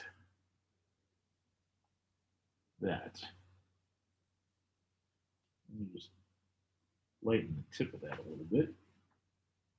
There we go. Because some of these are going to be, some of this is going to be,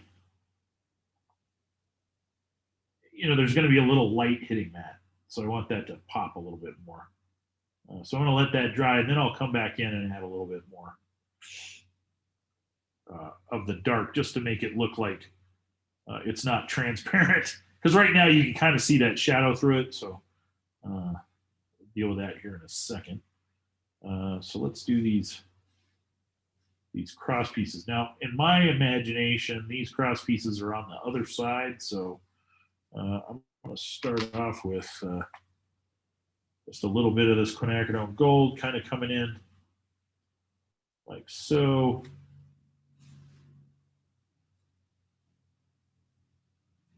That one's going to almost be entirely silhouetted, but I do want that little hint of, whoops, can't see what I'm doing.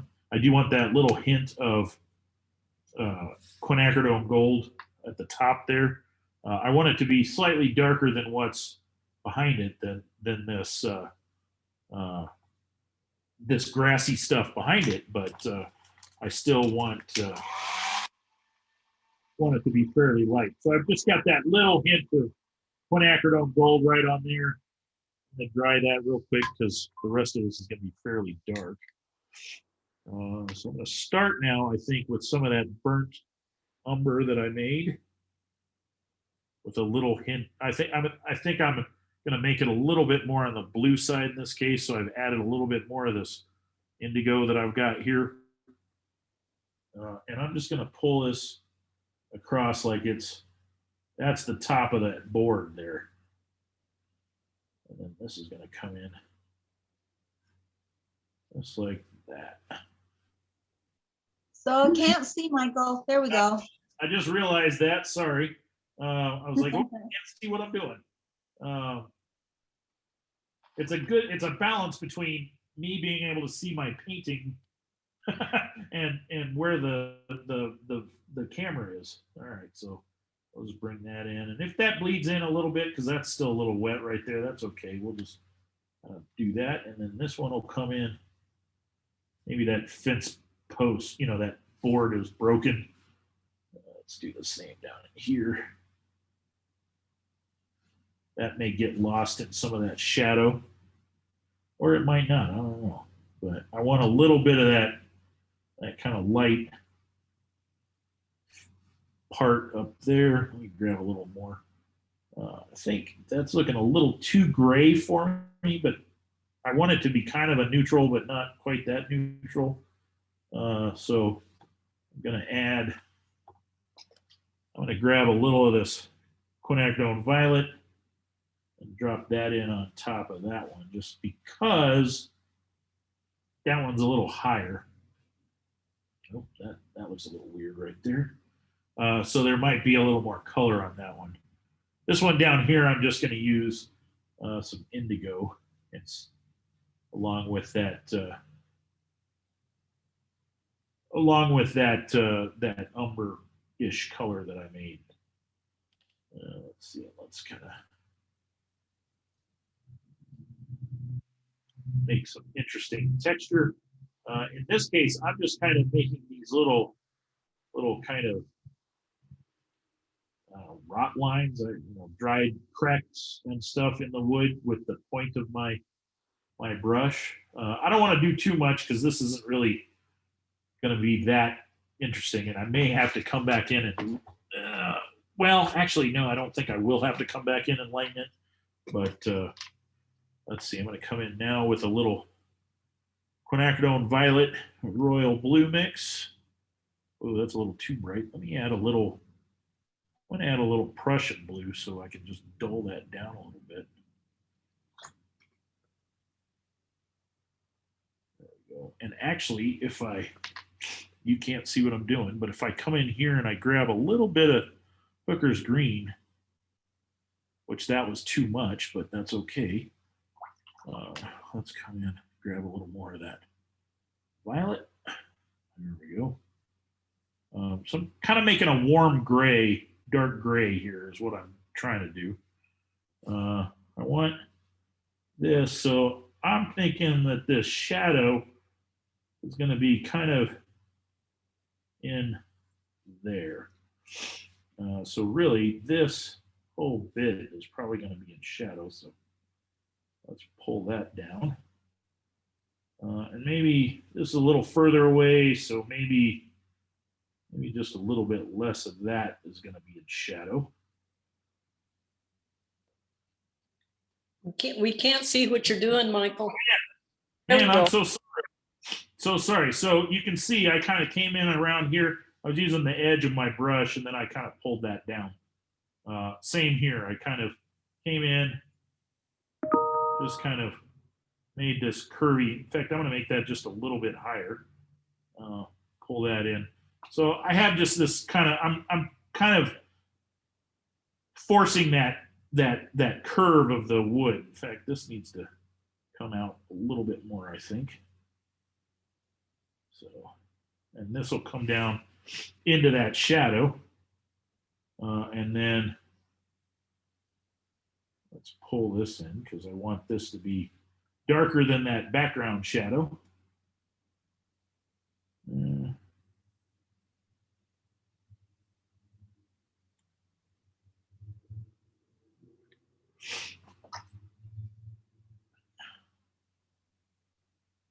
Right in there. Let's see. Let's grab a little more of that. And then let's grab a little opera. And plop that in here. And what I can do also, so I've got these are all fairly cool colors, but because this is fairly warm, I'm going to come in with a little permanent yellow deep. That's this guy right here. And I'm just going to put a little bit of that in there, and that's just going to warm up that edge. And I may even wait till that dries a little bit more to do more of that, but that's just going to warm up that whole bit right here.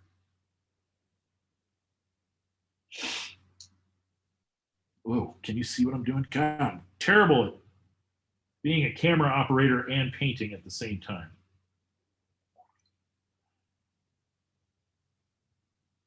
So that just kind of warms up that bit. This whole thing, I think most of this is going to be in shadow. So what I want to do is pull, let's go back to that dark kind of purpley blue thing that I did. Let's pull that in maybe like so. I do want to mix it up a little bit, and I'm going to grab a little quinacridone violet just by itself as well. Pull that in.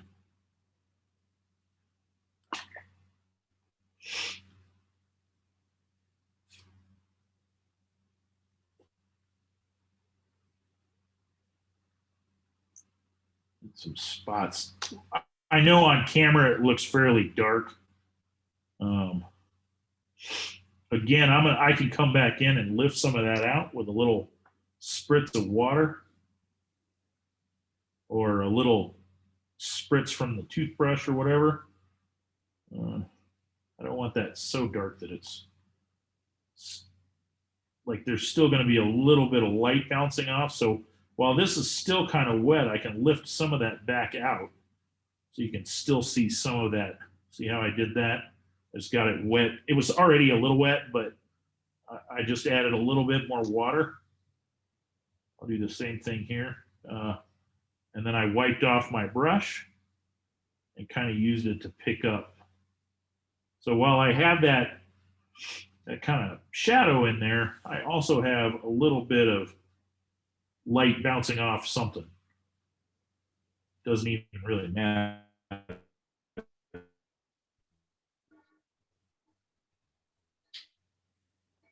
I think what I'm going to do is add just a hint of a not much of one, but just a hint of a line over here. I don't want a lot of it, just to kind of add a little dimension to the edge of that board.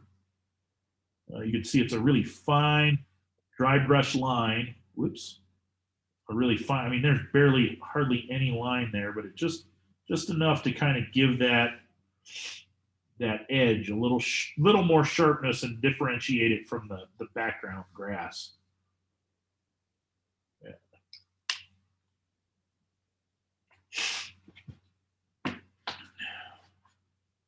All right, so let's do the rest of this shadow so we can make that stuff all kind of blend in now to this foreground. So for this is just kind of a dark, shadow. I'm going to use, it's going to be very similar to this one. I think in this case, I'm going to start off with a little peacock blue over here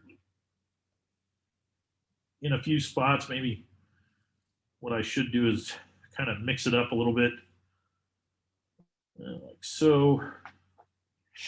And then I really like that purpley dark that I made. That kind of, I'm going to come in with a little of that as well. And this could be a little more dappled looking. Let's come in with just some violet now. Maybe. So if you don't, if you miss some little specks of white or you want to pick something back up, that's okay. I think this is going to come up a little higher. I do like how that peacock blue is starting to look a little green right there. Let's wipe a little of that off and then pick some of that back up.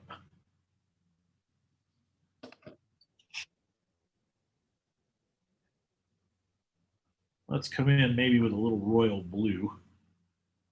That's a little brighter, dark blue. Maybe that'll come across like so. Let's go back to that really dark as we get into here. And that's going to help blend that whole thing into this shadow.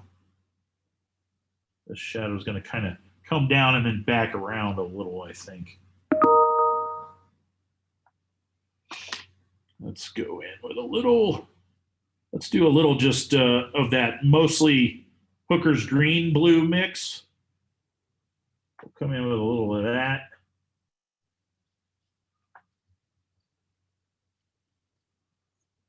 Like like so. And then back to that really dark, I think, over here on the corner. And let's go back to some violet right in here. Maybe that's just like, and basically I'm just kind of playing around with this shadow. It's, you know, not supposed to really look like it's coming from anything in particular. Maybe it's a tree, maybe it's not, maybe it's a cloud, I don't know. But it isn't shadow, or it is a shadow. And again, that's just my device for, let's make a little more. There we go. That's just my device to kind of help pull our eyes around.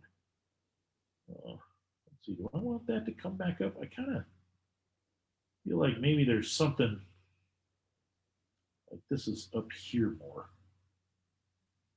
So that's just a dark violet mix. Blue and violet, it's that same kind of dark. Maybe we'll put a little, we'll drop a little peacock in there and see if that dissipates or displaces, I should say, some of that dark. Add a little water. Maybe pick up some of this as well. Squeeze my brush out and pick up some of this excess.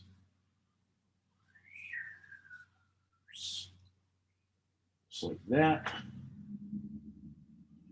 Let's come back in with some of this peacock blue because that's not blending or running together as much as I'd like it to right there. I think I let it get a little too dry.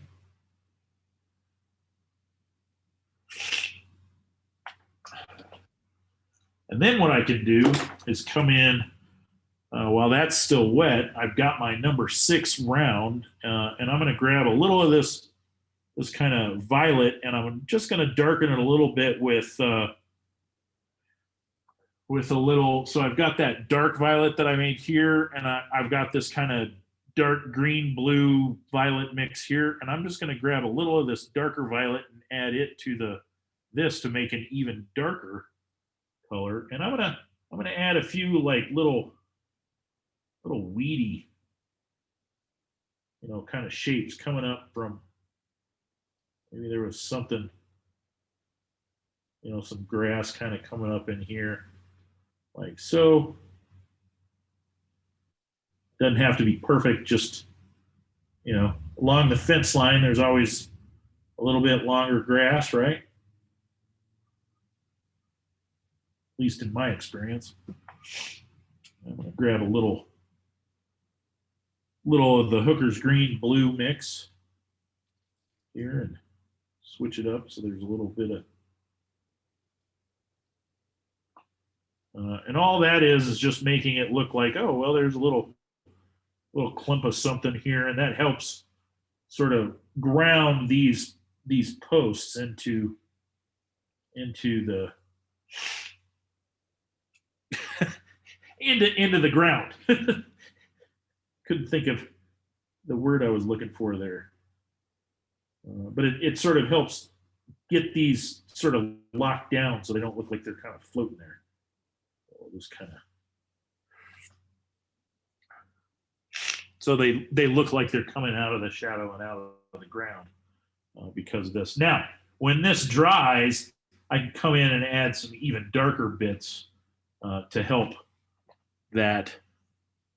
But right now, that's not looking too shabby, I don't think. A couple of little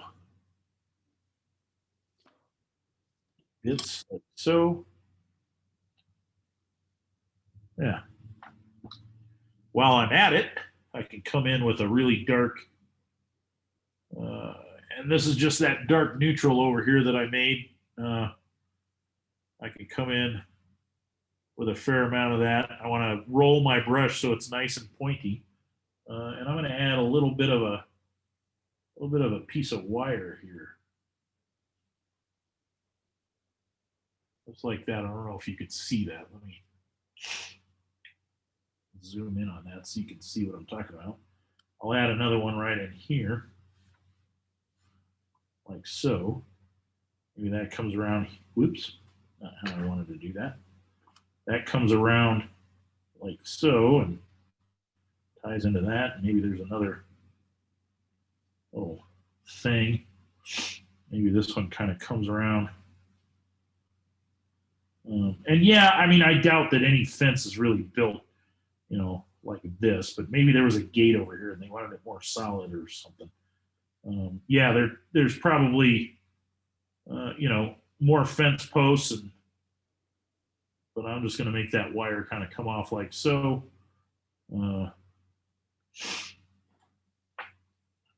Really, this is just a device to, a compositional device to get you to come back up around that way. But now it's starting to blend in and starting to look like, pull a little of that over. A little bit like it's, a fence sticking up out of the shadow here. And I'm not too unhappy with that. But yeah, I mean, this is a wacky little fence. I mean, nobody would really build a fence like this, I doubt. I'd put up fence, and there's no way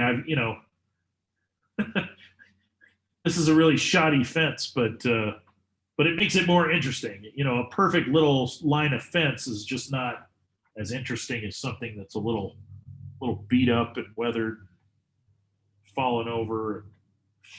I mean, the fence that's actually on that side of this barn up in Colorado, it's actually a nice, what is that? Metal post fence. It's not made out of wood, but those aren't interesting looking. Those are just kind of there. Very effective for what they're supposed to do, but not very effective in a painting. So I'm just going to kind of do a little. I'm going to take my Kleenex and just kind of, or actually, yeah, I guess that is a Kleenex, and just kind of wad it up so I can get a little kind of shape out of that. I can also come back in and do some squiggly stuff to kind of add a little more interest to this. I don't want a lot of interest, but a little bit. Same with up in here. But you can see those fence posts are now starting to read like they're out here, and we're not that far away from them, whereas we're pretty far away from that barn. And that wasn't that hard. Where I feel like I need, I'm going to dry this really quickly right here.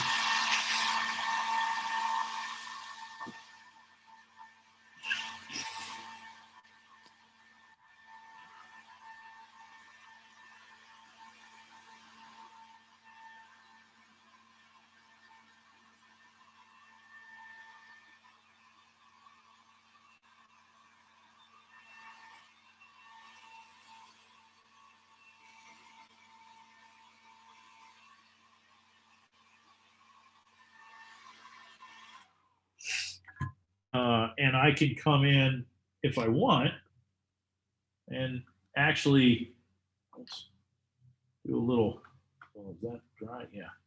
I can come in and I can actually lift from here down, like maybe some of these blades of grass are a little lighter in some spots. I don't know if I like those two over there, but these two I think I like. So we'll let that sit for a second. Blot that, and then I've lightened that up. Let's see, can you see that pretty good? Where I picked those blades of grass. Now that ended up being a little too fat, so I can just come back in with a little bit of this purple here and thin that up a little bit. Pull that away. Maybe some of that neutral greeny color. And I can even pull some of that down into here and lighten that as well.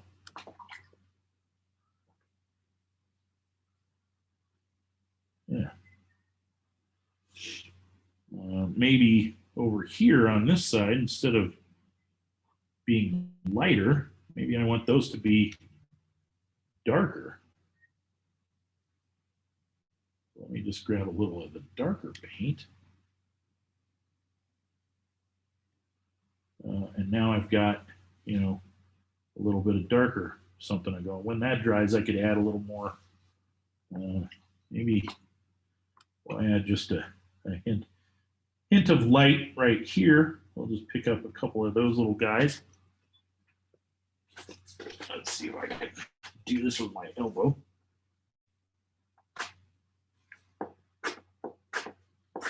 Oops. So you can see where I lifted that little bit out. Now I want to kind of reshape that a little bit. So we'll just add a little bit more dark. Maybe this side needs it. I don't know. Just add a little more texture. This is obviously it will dry lighter, but I want to kind of spread that out a little bit. Just adding a little bit of interest to this, not a lot, because this isn't where the majority of the interest lies, but I want enough to kind of go, oh yeah, that reads like,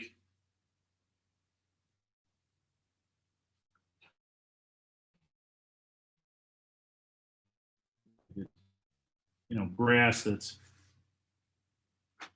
there we go, kind of growing up in front of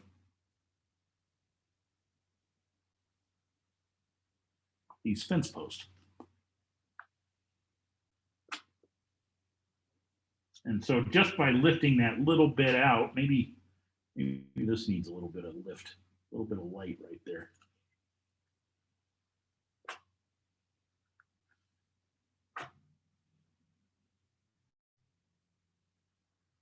So what I'm doing is pushing that down and then kind of pulling my finger away really quickly. So I rub that paper.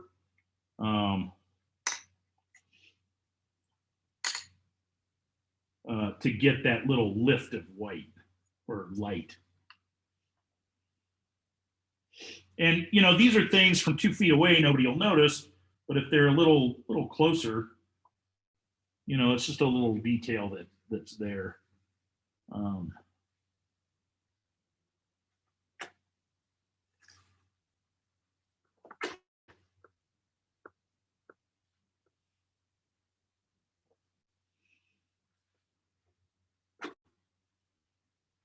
You know, come in, just add a little. So that sticks up there, and then we can thin this back down with the brush.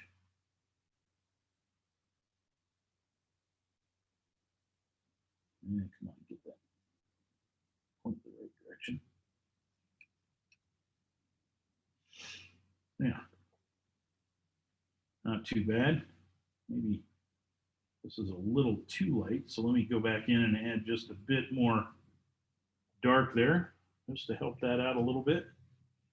And then I want to add a little bit of detail, you know, not detail, but a little bit of texture to this. So I'm going to come in with that dark violet and just kind of break up this piece of wood.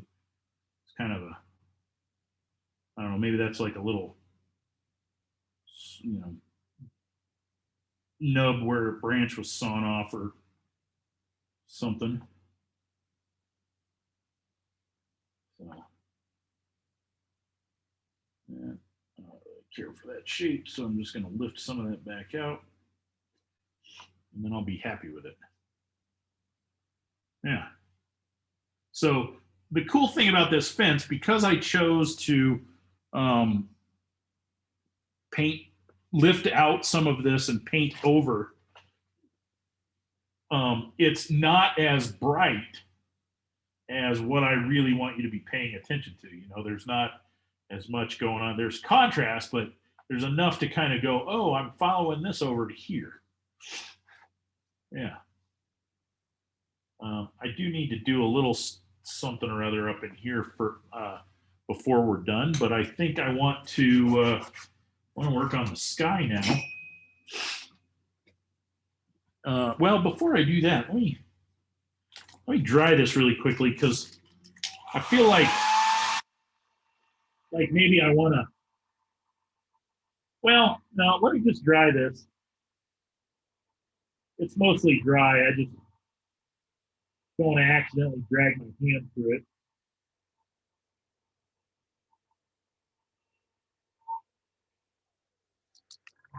But yeah, you can see I've got some nice little. Let me just divide that up a little bit more down here. Do something where. Yeah. Okay.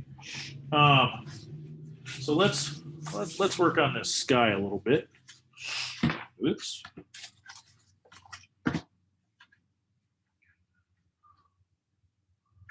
I know. Well, I'm thinking that I kind of want this side of the sky to be a little bit lighter, and maybe kind of work over here into some dark around this stuff. But we'll see. We'll see what happens. So let's go ahead. I'm gonna clean out, make sure my brush is as clean as possible. There's going to be a little bit of blue in my water because there's already some blue in the water. And I'm trying to decide if I kind of want this to be kind of a slightly interesting sky, but not overly interesting. But I want to maybe have something that drives, so you're coming up like this, and then you hit something that drives you back this direction. So I'm going to, I think I will have a little bit maybe of a rain cloud with a little hint of rain or something that kind of helps that. We'll see what happens here. What color blue are you use, Michael? I'm going to start off with that peacock blue. If you don't have peacock blue, you could use cerulean blue, cobalt blue. But I'm going to start off with that. I really like to start. That just has this nice sky blue look that I really like. I used to use royal blue, just really watered down, and that's nice. But I just really like how that peacock blue has that kind of nice sky blue look. And even though I'm going to add some storm clouds with darker colors, not super dark because I don't want it to be crazy dark, but add a little water in there. Even though I'm going to do a little bit of that, I want to start off where I have that background of sky blue. So that's why I'm going to use the peacock blue. Make sure I've got enough water everywhere. I think we're good. So then I'm going to just come in with a little peacock blue. You can see I've got a nice little puddle right there.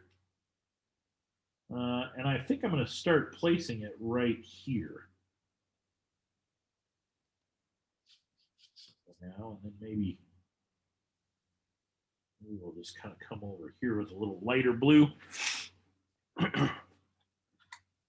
That's funny.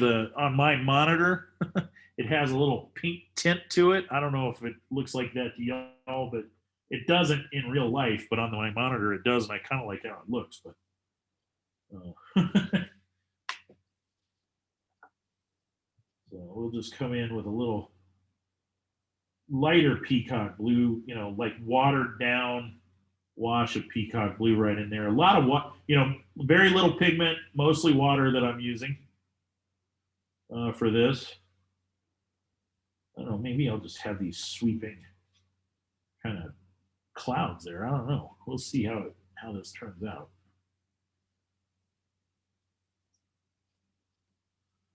Let's see, this is gonna not really matter that much up in here, so I'm not going to worry about that too much.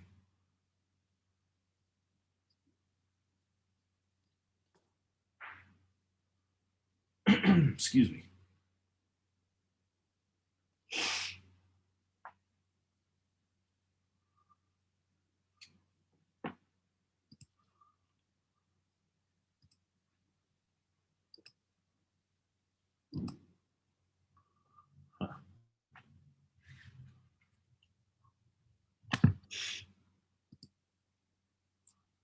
That.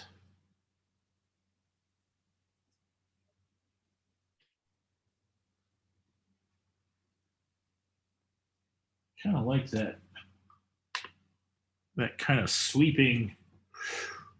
You know, sometimes you get those clouds that kind of form these kind of interesting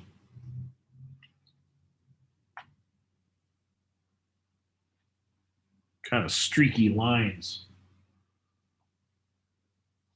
I don't know if it'll end up like that when we're done, but kind of having that feel. All right, so that's a good start there. Before this dries too much, I don't anticipate doing a lot over here, mainly because it's over in the corner. I really want this kind of area to kind of help push stuff that way, because these trees will, this roof line will pull you back down here, and hopefully that'll pull you over there. So I want to do a little bit of cloud kind of work. So we're going to grab some toilet paper here. I don't need a huge amount, but I'm going to make kind of a, elongated cloud shape. Again, I'm not going to just dab it with a, a small round bit. I want kind of elongated, clouds. So let's see, I'm going to pull right in there, I think. That's that. It's a little hard to see, but it's so white. Let's pull that across. It doesn't like to focus on that bright. It kind of washes out, but let me see if I can. It's still kind of washed out, but you'll see it here in a little bit. See ya. Maybe this one comes in like so. And just a bit of that. There we go. All right, so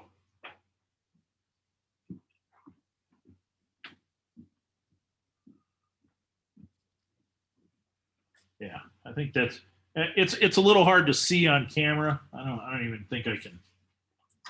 Maybe if I nope, doesn't really want to focus on that. You can almost kind of see it with the shadow from my camera on it, but that's kind of where I'm at so far. So I want to look at, I can see that I've got, it's a little hard for you guys to see, but let me pick up some of this excess. I'm going to come in with my number 8 round and still using peacock blue for now. I want to emphasize the top of this cloud. I kind of like this little spot right here. I'm going to bring in some a darker value of the peacock blue. It's less watered down. It's a little more paint than it had before. Obviously, I want to kind of have that blend out into the rest of the sky. So let's see. Still feel like maybe I want this to come around here and sculpt the top of that. Later on, it'll probably disappear a little bit, but that's okay. So I think I like those little streaky things, but I don't think they're going to work out. Let's see. I've got a sharp line right here that I don't care for, so I do want to soften that. So maybe I can bring a little of that. It's a little hard for you guys to see, but if I can angle this differently, maybe if I turn this off for a second. Yeah, I don't know if that helped or not. Let's see. Part of it is my hand, when it goes in there, it changes the focus and causes some disruption. But so let's pull some more of that over here. Into that area. And then let that kind of run back down. Put a little more water in there so that doesn't form quite the, I'm getting a little bit of a line right there that I don't want. So let's see. Maybe I like that dark that's there. I'm going to come in, I think, with a little royal blue right here. And then pull that up into this area and then soften it. So I want it to start reading like maybe the bottom of a cloud right there. There we go.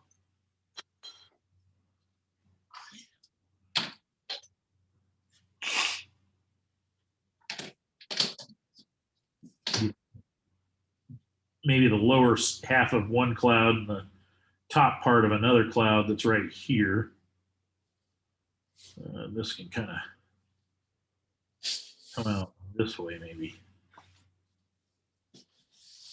And then this one.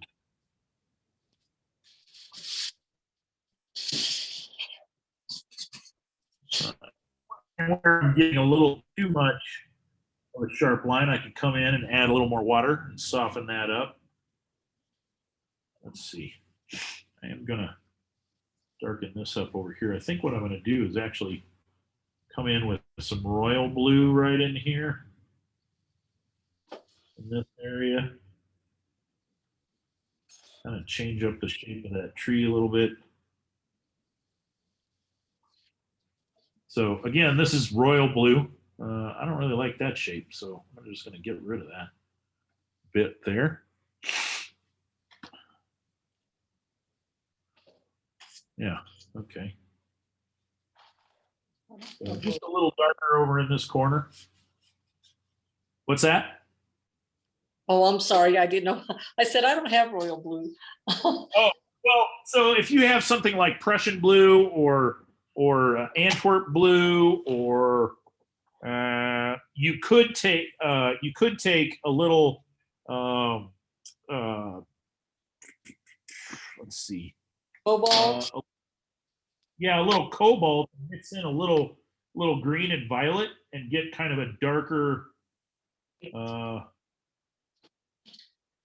you could almost mix yourself an Antwerp blue that way.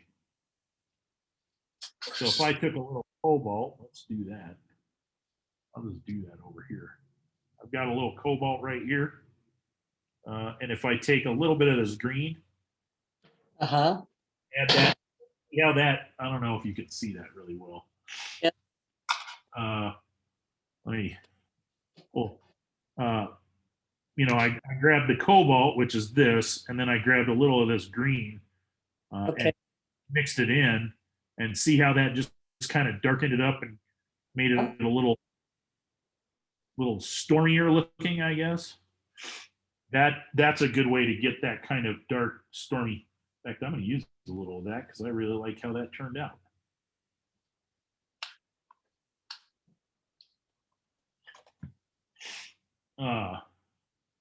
So that just gives me this little bit of, maybe there's a storm off to this side, you know,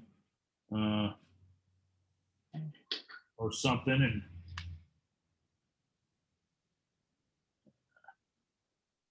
you know, it's a little less stormy over here. So let me plug that back in. I think what I'm going to do now that I've kind of got that sort of figured out, and it's not wet enough to really run back down, I can come in with a little.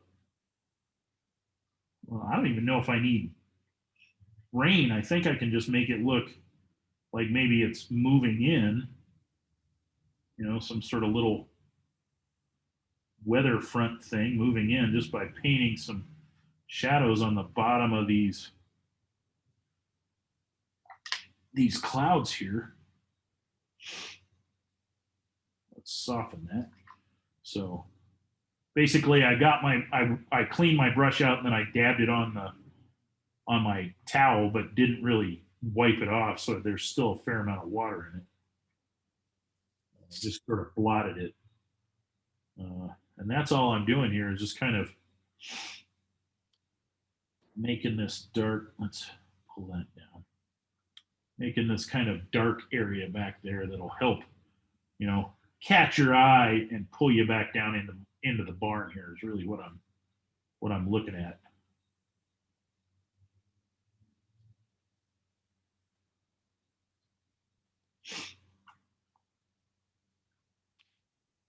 And yeah, I mean, as we get over here, there's a little less of that dark, and all that is just a, you know, like a little shadow on the back bottom of that. Let's grab a little more peacock blue over here.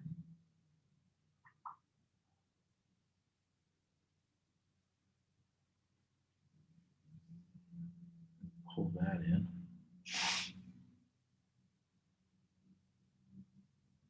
I don't know.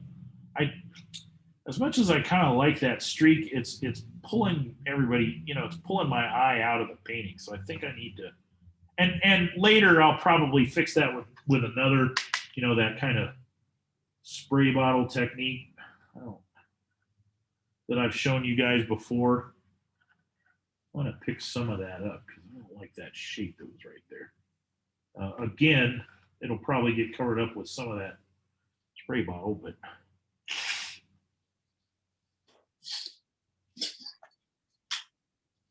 that's not too bad. I'm going to add just a bit of burgundy, you know, kind of down in here. So this is that violet, not burgundy. I don't know why I said burgundy. I guess it kind of could be a burgundy, but not really. It's really a kind of a darker violet. I'm just going to add a little of that down in here just so we get a little more color variation in the clouds. Yeah, let's see. I need to rest my arm here. It's getting a little tired from holding that up. And that's all this is. I'm coming in with that dark violet mix, but really watered down. I know right there it doesn't look watered down, but whoops, that's too much water. But I'll add some more water to it. This just kind of gives me that cool. It's cool, but at the same time a little warm. You know, a little. It's got a little bit of that red in it, which I probably will end up adding a little bit of a yellowy, orangey tint where the light's coming in really low, and it's got that good orange. I do want to add a little bit of opera, and I think a lot of times I'll add the opera, you know, as like a little highlight, but I want to kind of get that to come in this way now as maybe part of that base of that cloud. So I'm going to pull that in like so, and that's going to be part of that shadowy area. Same with over here. I think I'm going to add a little bit of that, pull that in just to kind of really give myself a bit more variation, a bit more color in these clouds, make them a bit more interesting without being too overbearing.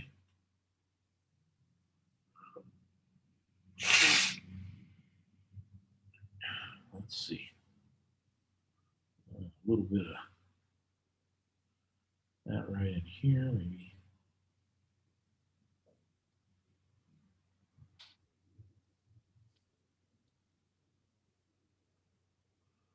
Yeah. Yeah. That's too much sticking out there like so. I'll just kind of soften that so it's just kind of a pink glow all the way around that.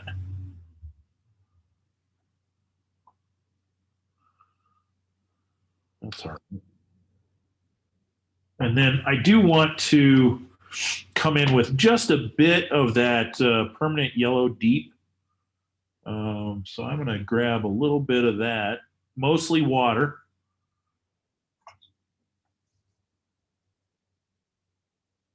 And I'm just going to kind of give these a little bit of a pop of orangey color up here. So I put a lot on, and now I'm going to actually pull a lot of it back off. I just want that hint. But sometimes it's easier to put a fair amount on and take it back off than to try and get the perfect amount. That just kind of gives it like a little bit of a glow, maybe a little bit more down in here as well. Just a bit of that yellow glow, orangey light. Same with down here. Maybe it's getting a little bit of backlight or something.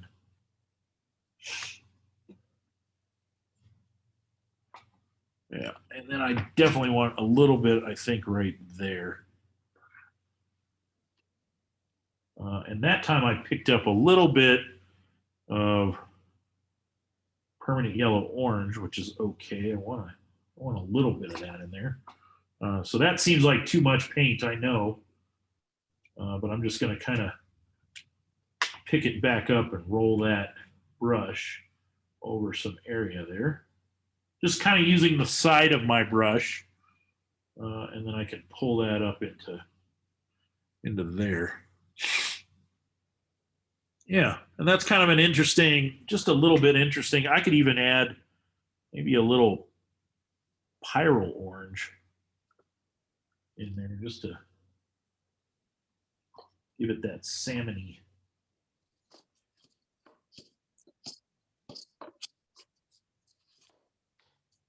color in a couple of spots. Let's see, I don't really like that. If I spread it out a little bit more.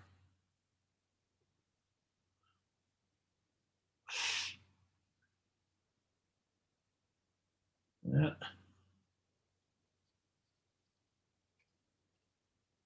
So that's a little pyrrole orange. If you don't have pyrrole orange, don't worry about this little bit. I'm just showing you what I would do.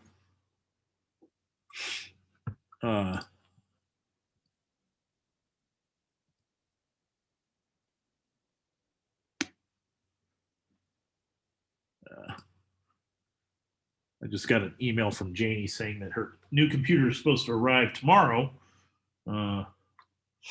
Originally, I think it was supposed to be here last Tuesday. Maybe the weather kind of messed that up. All right. So yeah, this last little bit, if you don't have pyrrole orange, don't worry about this little bit, but you could even do this with a little bit of, like permanent red or something, but really, really thin wash, which is really what I'm doing here. Let's see if I can get that to really, I don't know if you can see that, but yeah, just a, little bit of color variation in those clouds.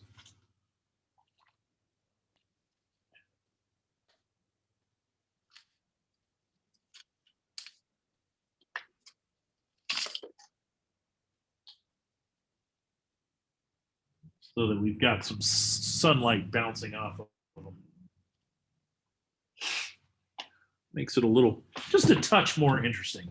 I feel like over here on this side, I need a little bit more blue to kind of define the edge of this cloud. I feel like it needs a little bit of a definition, not a lot.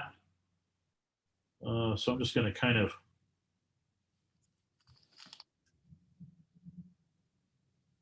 do that and then pull this down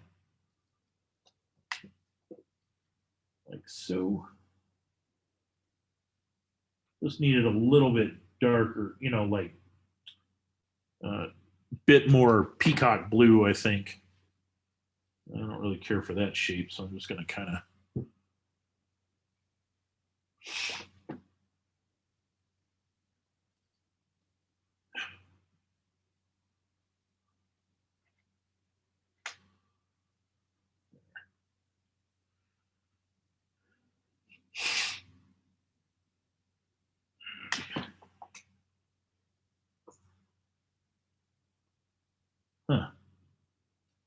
I've managed to outline that too much. So I'm going to lift a little bit more back out if I can.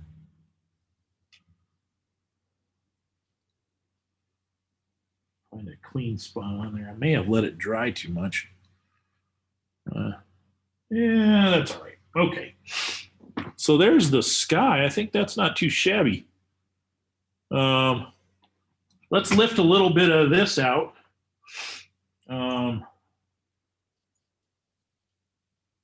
So I want to do a little lifting in here and show maybe there's like a little beam, not a little beam, like a fairly sizable beam, posted beam back in here. So I'm going to kind of lift. I don't know if you can see that. You can kind of see I've painted this fairly sizable, stripe there.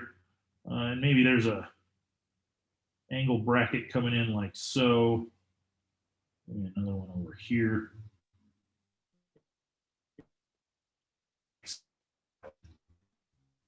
So we'll stick this back up in there now that you kind of saw what I did. And let's see, that rag is not dry at all. So let's grab this one. Just blot that up. So that kind of looks like maybe there's some sort of, post. And here we've got, maybe I'll pull in kind of a bit of a beam right there that you can see.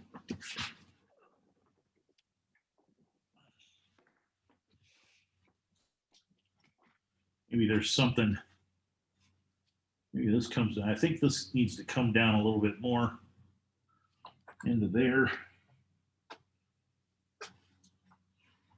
And let's see. Maybe over here, I'm just going to make up what the front end of a tractor looks like in my head. So maybe I've got kind of the front grill of an old tractor coming in right here. Maybe there's just a bit more of it coming in, and then maybe a little bit of a wheel kind of thing. That gunman in Boulder, did you see how many he killed? 10. My God. 10. He came out on my phone. I know he was even killing them out in the parking lot. Oh my God. I don't even want to go to Walmart ever. What happened?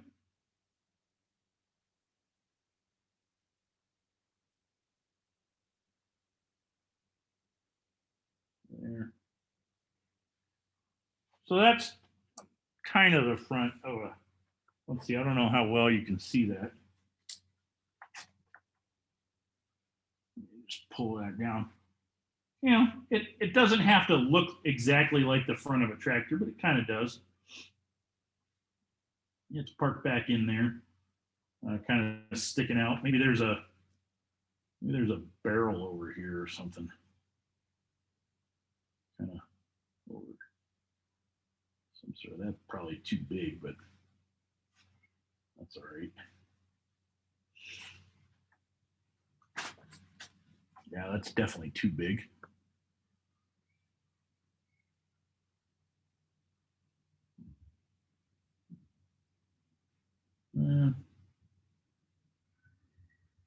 So we'll just cover some of that back up. Maybe up here there's kind of a rope hanging for some reason. No particular reason other than it's an interesting shape.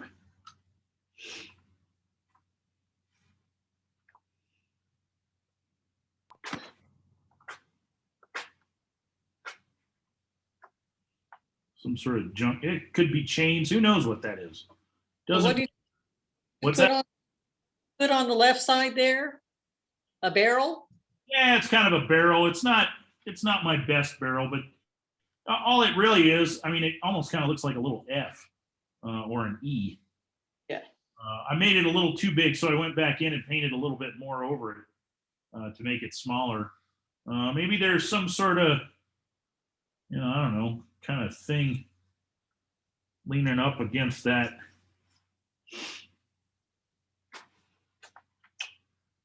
Doesn't matter what that is back in there. Maybe it's a, part of a little spot to keep animals or something. Maybe there's, let's put something over in here. I got like a little, let's see, maybe there's another smaller kind of post kind of thing coming in there. Doesn't really matter what that is. It's just a shape that I put there. Maybe there's more ropes hanging over here on something. Small, kind of a small post or something. Really, all it is just little squiggles to make it, look maybe like it's something. Maybe there's some light coming through the roof up in there. So in the hay loft, we'll just kind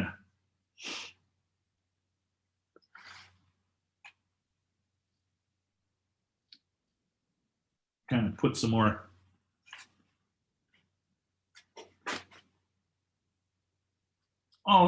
just stuff, interesting things. Maybe there's some sort of something or other going across here.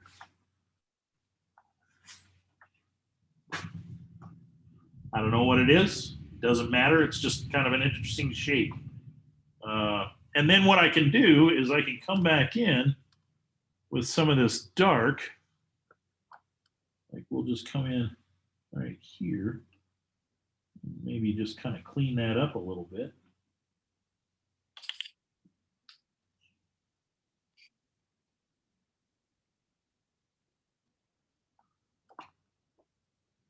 And maybe there's a little more darker stuff going on. The dark is slightly lighter than this other dark, and it just adds a little more level of interest to here. Let's come in with a little dark green. That was some violet that I had going on there. Or maybe that blue green. And we'll just add a little more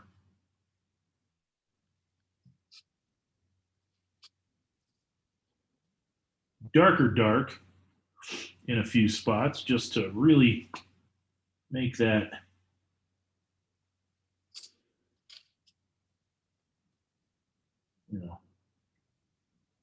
look like something's going on in there. I don't really like that second line. Just kind of take that out.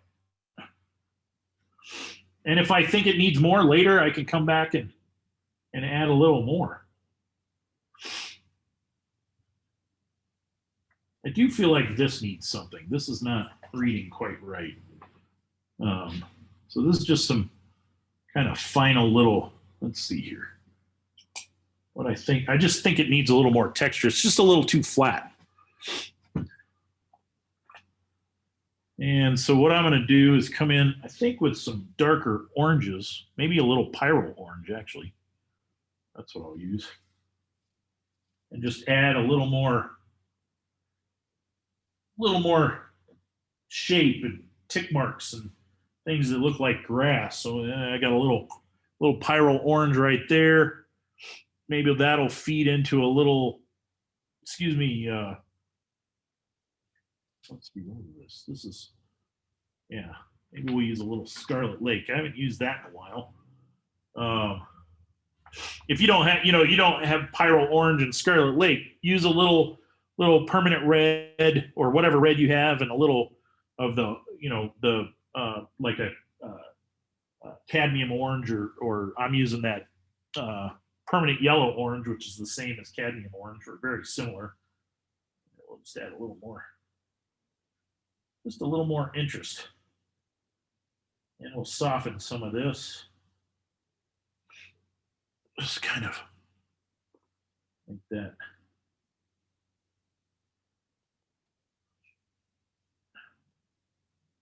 The Scarlet Lake is a nice red, but it has just a wee bit of kind of a pink hue to it. So it's just a little bit different. Let's see. We'll just kind of bring that down into there. And really all I'm doing is just kind of breaking up some of this light, really light yellow with a little bit of this orange and red.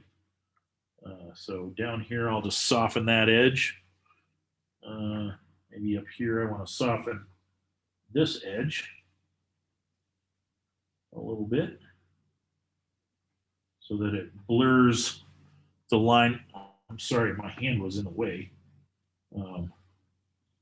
Just kind of blurring that line. Whoa, brush jumped right out of my hand. Because I don't really like that sharp line that I have there. It's kind of a weird shape that I've got. So I'm just kind of cleaning that up a little bit. Let's see. I think I'm going to come in with a little bit of alizarin crimson is what I'm trying to say. That's the word. That's another good color you could have used in front instead of the Scarlet Lake. It's kind of a light violet. Well, it's a crimson color. It's alizarin crimson. But it leans a little towards the pink and violet side versus say a permanent red or some other kind of red. That just adding a little. I feel like maybe I need a little green in there too. Maybe. So this is just. I think this is Hooker's green that I just grabbed. It's probably a little bit too much, but I think what I'm going to do is really water it down now, just by kind of using the side of my brush with some water. So I put it down kind of using the tip of my brush, and now I'm just using the side of my brush. It's a little hard to see, so let me zoom down in there. So yeah, that's Hooker's green. I could have used like permanent green number 2 maybe, or number 1, but I think I just grabbed the Hooker's green because it was there. That's permanent green number 2 that I just dropped on there. So it's just kind of a medium green. The permanent green number 1 is like a grass green. And then I like to take the permanent green number 1 and mix it with lemon yellow. And I get a nice little kind of lemony green, kind of a pea green maybe. That's kind of interesting. Pull some of that color into there. And really all I'm doing is just, adding a little bit of texture and color interest. That's a little too much. So I'm just going to come back in and pick some of that back up.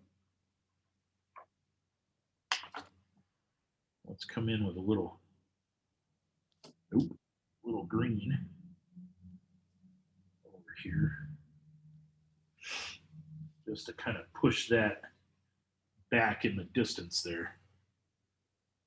If it's too bright, it won't read right. So, there's not a lot of detail in this. It's just, kind of little tick marks and little blobs of color. There we go. So yeah, I like this little shot of light coming in, pulling me in. These clouds are kind of bringing me down in there. I think that's all right. I might add just a hint. I'm going to take a little bit of that permanent yellow deep, And I'm just going to give myself just a bit of a wash over this, just to give it a little bright, like it's catching some of that sun. That looks like a lot, but it's not really. Just a bit there. So it's just catching a little bit of that orange glow.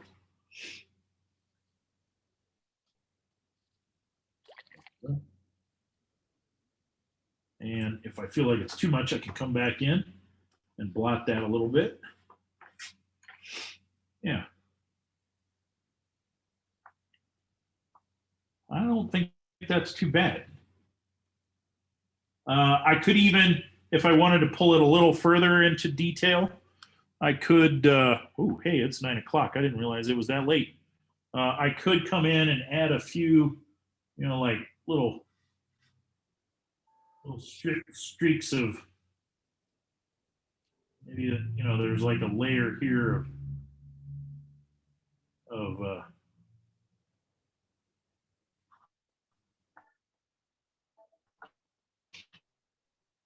whoa, did I freeze? Oh, there we go. Did you see what I did there? It looked like I froze. So that was just, I took some violet.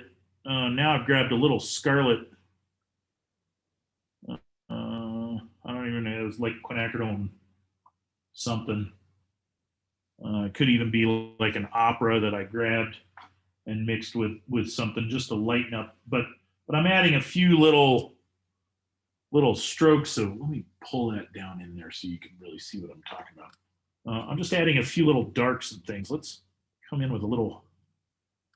I think as I get over here into the blue, I want a little more blue violet. So I'm going to grab a little royal blue and mix that with a little. Actually, this is that cobalt blue green mix, and I'm going to add just a hint of violet to it. And this will just kind of help, add a little bit more detail. Maybe there's, little spots where the wood is kind of running. Let's see. Let's add a little thing to that.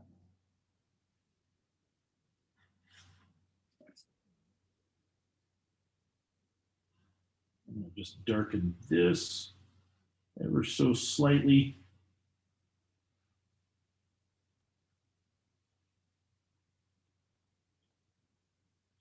So those are just random little lines that I've put in there. Maybe there's like a big beam kind of thing coming across here that we see.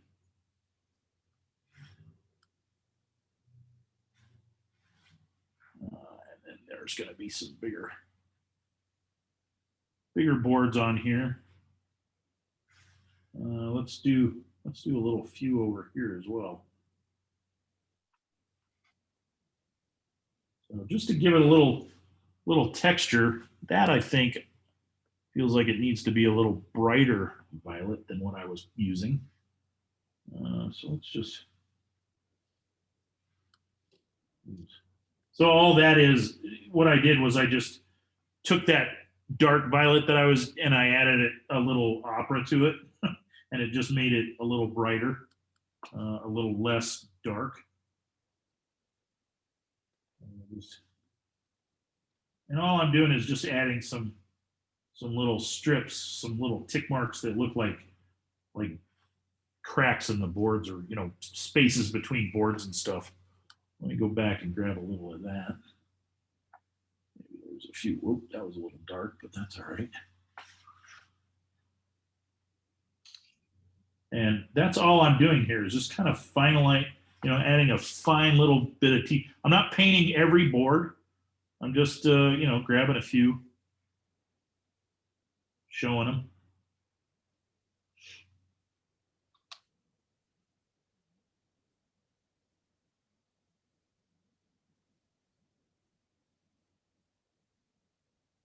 People get the idea of that texture.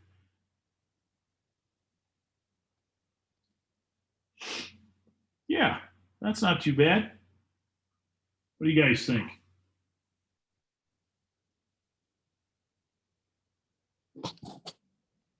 I think yours looks really good, Michael. Well, thanks. Well, I was hoping you guys were thinking yours was looking really good.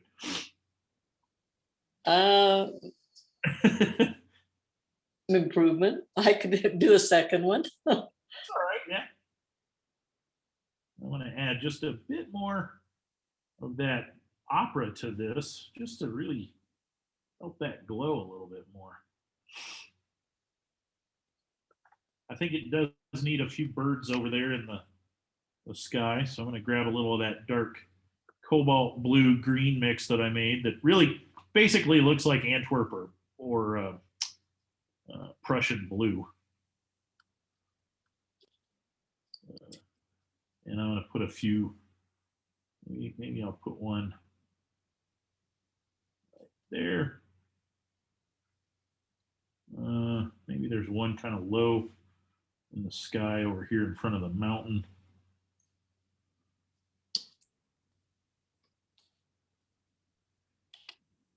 And maybe one over here. Kind of flying at an angle.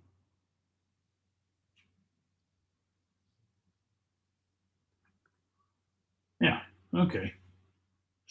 Now it looks like the place is alive a little bit more than just plants and stuff. I could go in. I don't think I'll do it today, but I could go in and well, I won't do a lot of it because we're running out of time. But I could come in and add a little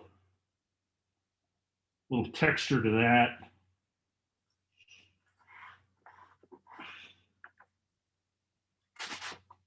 Just to lift some of that out. You know, if I felt like it needed it down in here, I could add a little texture to this just by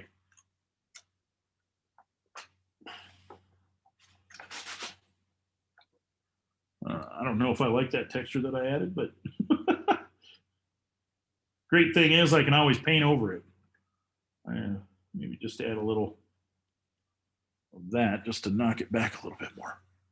But yeah. All right. I think that's not too shabby. I'm okay with that. That's beautiful.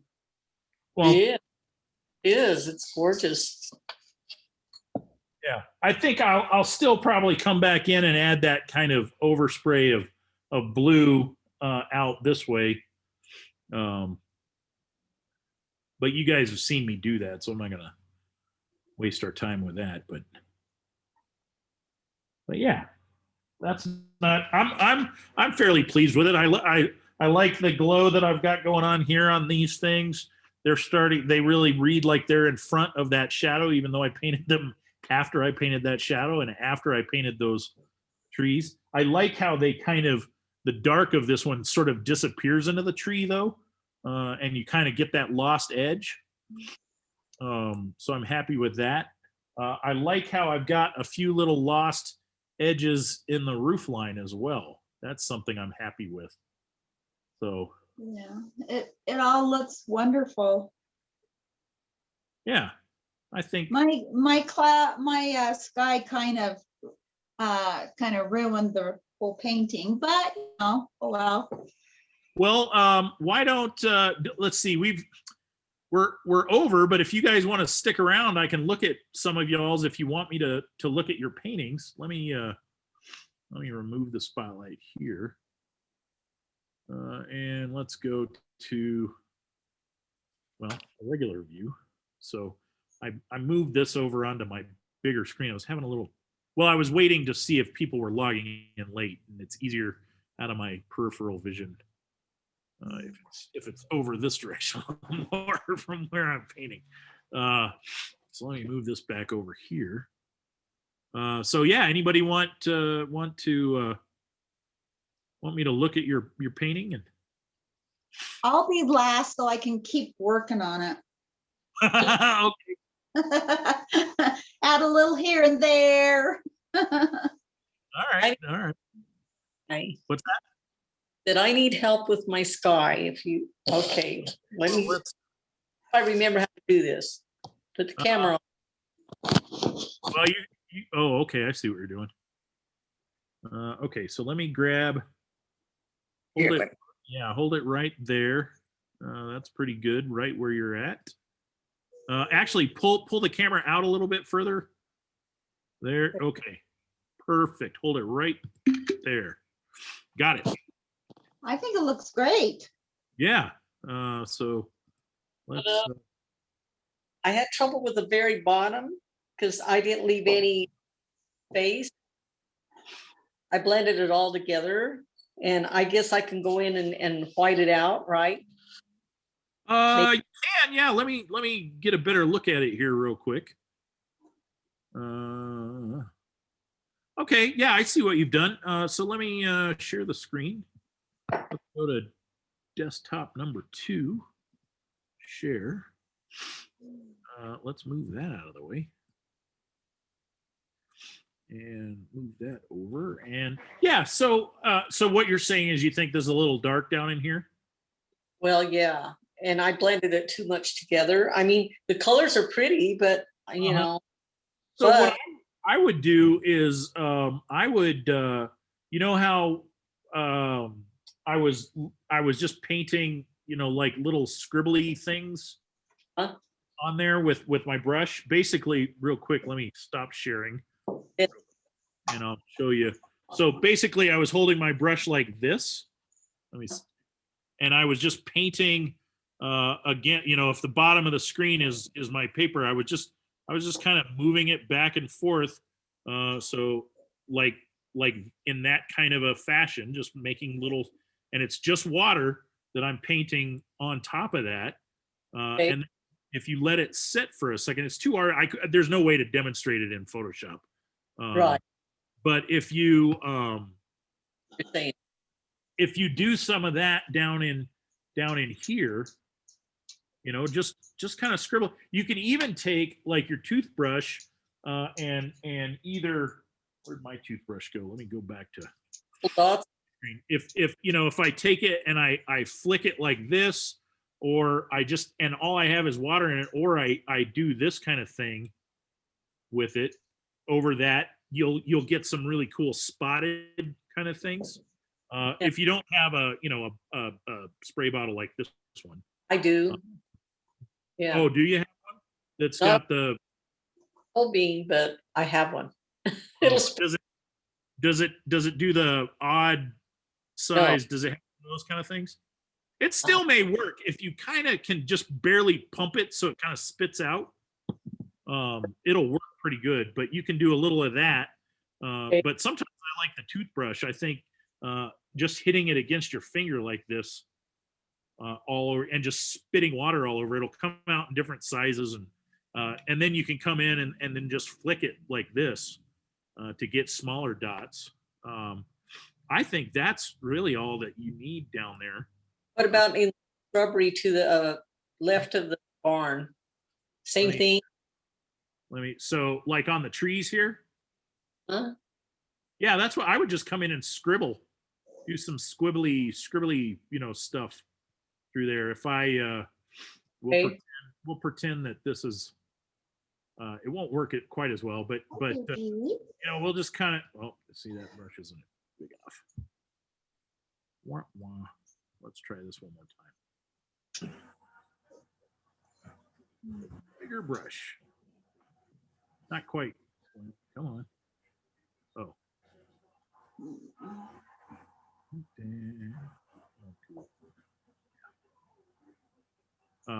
If I just come in and do, this is going to look terrible because it's all just one color. But see how I'm just kind of, that's too much. You don't even have Yes. to do that much. Just kind of come in and what'll happen is when you're just using water, you pick up the colors, because you have all these really beautiful color, and it'll look more like, let me just, what am I looking for here? This is what I'm looking for. It'll look more like probably like that. Uh-huh. That's not very good because I'm using a mouse and not my brush, and Right. all that. But it gives you an idea of what it is. And that color that's there, you know, that purple and violet and whatever and blues and whatnot, those will be the colors that show through, not this, you know, weird green that I picked. Yeah.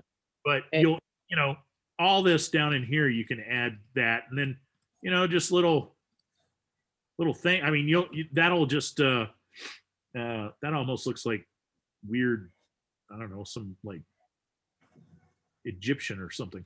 And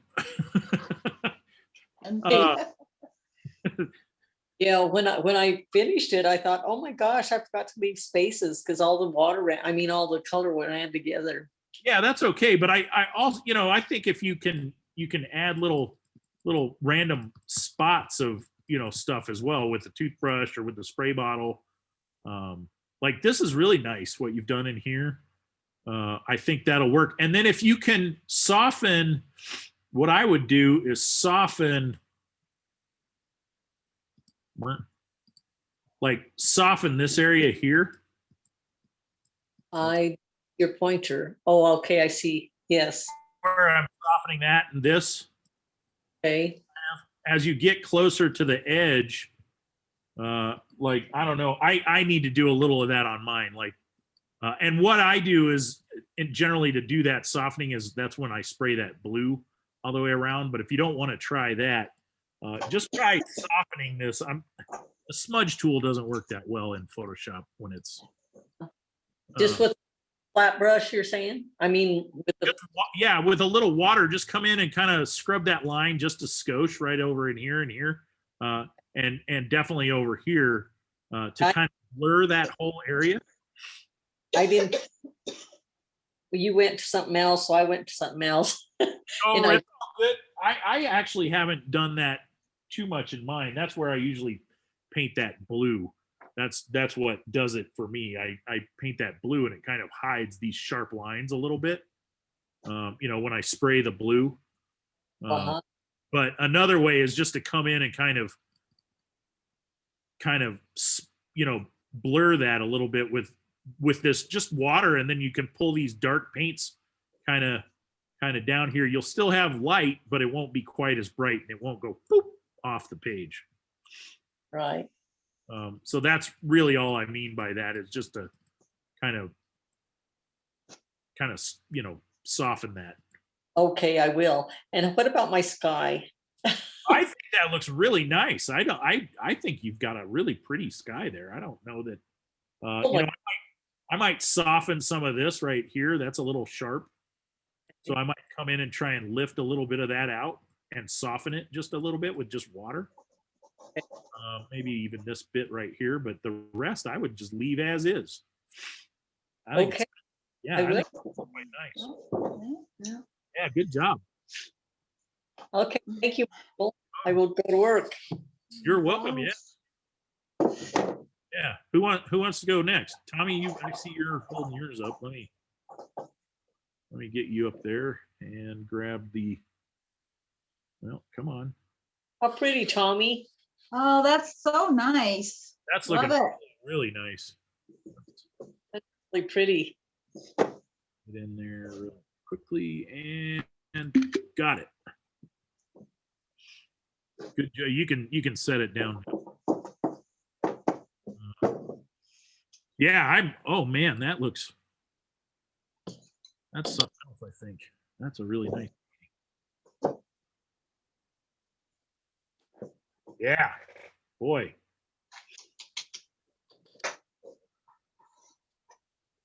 I think my only thought is as you get over here into, oh, I got to share my screen. I just was so taken with your painting, I forgot to. I'm looking at it. You guys don't know what I'm looking at. My only thought is like right in here, kind of the same thing where you can kind of start to fuzz, you know, fuzz this line right as it you know, you want it real sharp right here, but as you get closer to the edge, make these a little softer. So just fuzz those out a little bit with water. You could even add, you know, kind of like I was telling Jeannie, you can even add a little, you know, texture in it. It may not be as dark as it looks though. So if it's not quite as dark as what I'm looking at, I think you can just probably leave it alone. But you know, you could add a little texture into some of these, which I didn't really have time to go into, but you know, kind of what I was telling her, just add some, you know, oops, wait, let's do that on a different, not what I wanted to do. There we go.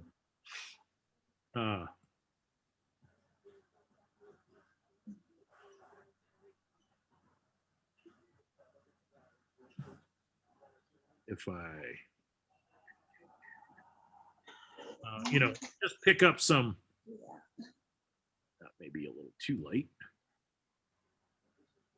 You know, just pick up a little texture by lifting some of that. Just doing a little scribbly lift kind of thing, you know. Maybe up in here as well. Not too much as you get over, you know, closer to the edge of the paper, but you know, that's not very good because again, it's Photoshop, and Photoshop is not as fun as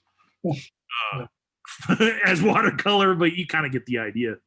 Just kind of, you know, lift a little bit just to break up that dark. But I can kind of see that that's not what I wanted to do. Let's see, cancel. Try. Nope, that didn't really help. Oh.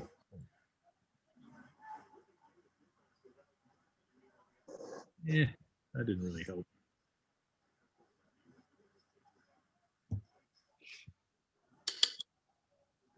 I know that this isn't as dark as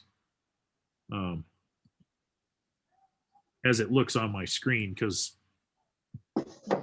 you know, webcams and screenshots are low res, but you know, it could stand to be broken up a little bit, but not that much. I don't think it needs a lot. Otherwise, I really like what you've got going on here.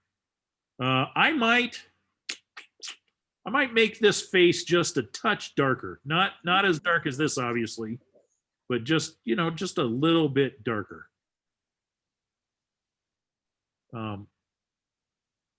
Yeah, it's the same. Yeah, It's the same as the mountain behind it. yeah. So I think it needs to be just a wee bit darker. I like the mountain. It kind of looks like maybe there's a little bit of, you know, atmosphere between here, so you're just kind of seeing the peak and stuff. I like how that turned out. That's really nice. So yeah, I would just almost see how dark this area is here. I'm not getting this. That area. You know, kind of take maybe not all that color, but you know, you've got these nice purples and blues and stuff. Take it down just a notch. Okay. It's just a bit darker than that. But that's really nice. I really like it. I like this glow you've got going on right here. That's really pretty. You might add, like, take some of that orange and yellow and just add a touch of it up in your tree here, like maybe that sun's picking up a little bit on top of that. Okay. Take some of that just to kind of pull that in and pull your eye around and bring it back. But that's really nice. Good job. Thanks. Yeah. Let's see. What am I looking for? That button. All right. Anybody else? Kathy? Okay, I guess I'm the last one. I guess so. All right, let's see. Let me get this one turned off. Am I there? Okay. Yeah, just pull it back away from the thing just a wee bit and hang I just out wanna- right there. Perfect. Don't move an inch. And I got it. All right.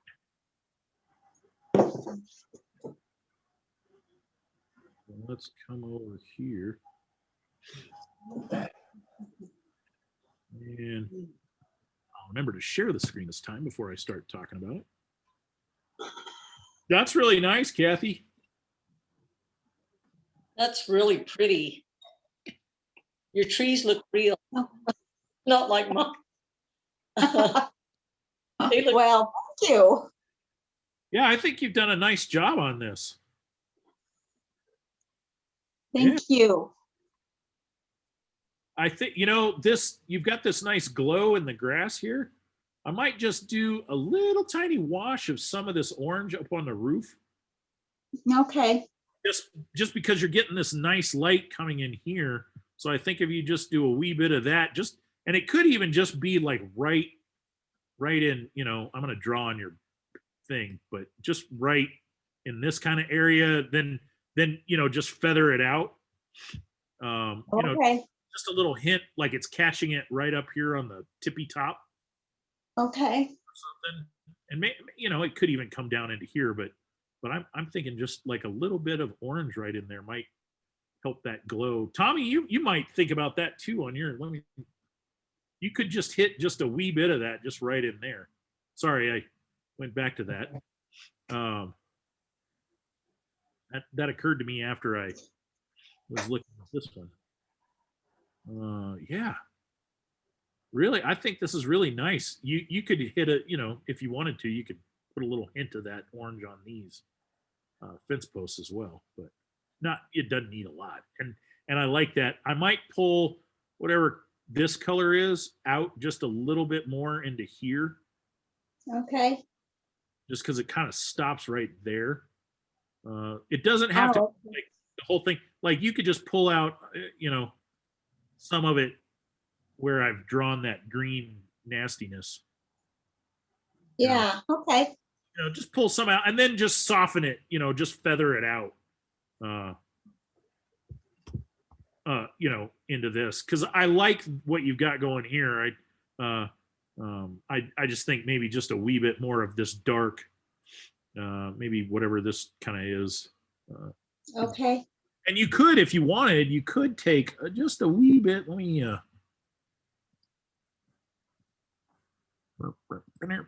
You could take a little bit,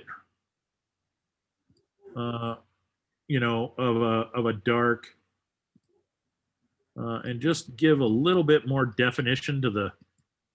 Nah, that's terrible. Don't do that. Just a little bit more definition to a little bit of this. Uh-huh.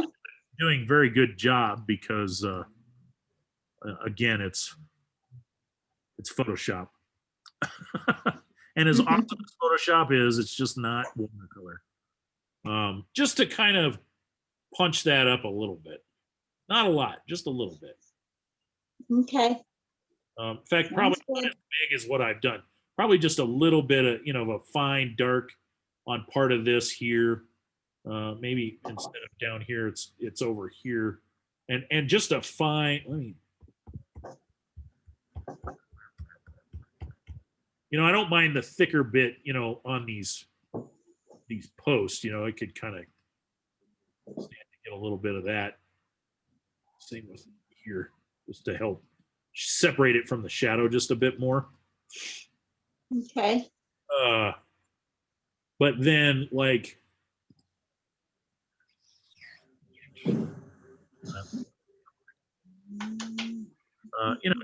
just a nice little hint of a dark right in a couple of spots. Okay. Where are you? Oh, I'm on the fence. Oh, you're on the fence still? Okay. Just whoop. See how Okay. these are terrible lines that I've drawn there, but you get the point. Okay. Gotcha. Just like a little whip. Okay. Little whip. I can do a whip. Yeah. And then, just a little dark on the edge of that one.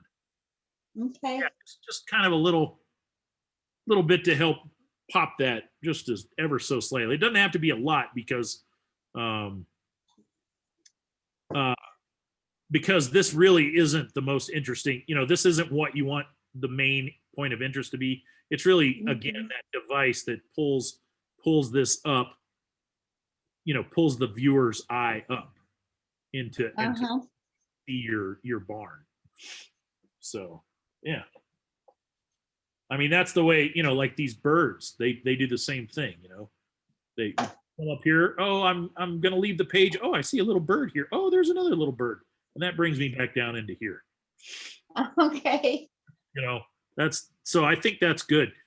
You might look at softening, you know, these lines as you get closer to the edge too. You know, just Okay.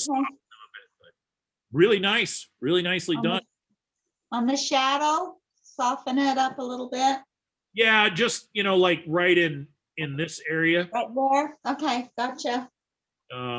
Here, I think this is okay. I don't know that I would mess with that. That's so little, and this is already kind of soft right there. You know, if you wanted to, you could try softening that, but I don't know. I don't know. I'm almost don't know that it needs it, but maybe a little bit. Okay. But yeah, no, this is really quite nice. Everybody's doing such a lovely job.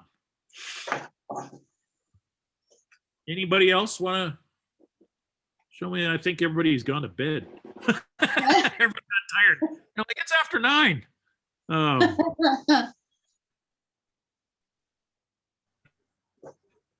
Blame them. That's where I'm going to be here shortly. Because I get to get up early and drive to Gallup. Yeah, I think that's I'm really impressed with everybody. Good job. And I guess yeah. So next week we'll remember we need Saran wrap, and then and we'll do some fun stuff with that. Okay, Okie dokie. sounds Well- good. All right, then I will see you guys next Monday. Okay. All righty. Have a great week. Thank you. You're welcome. Bye. Bye. Bye.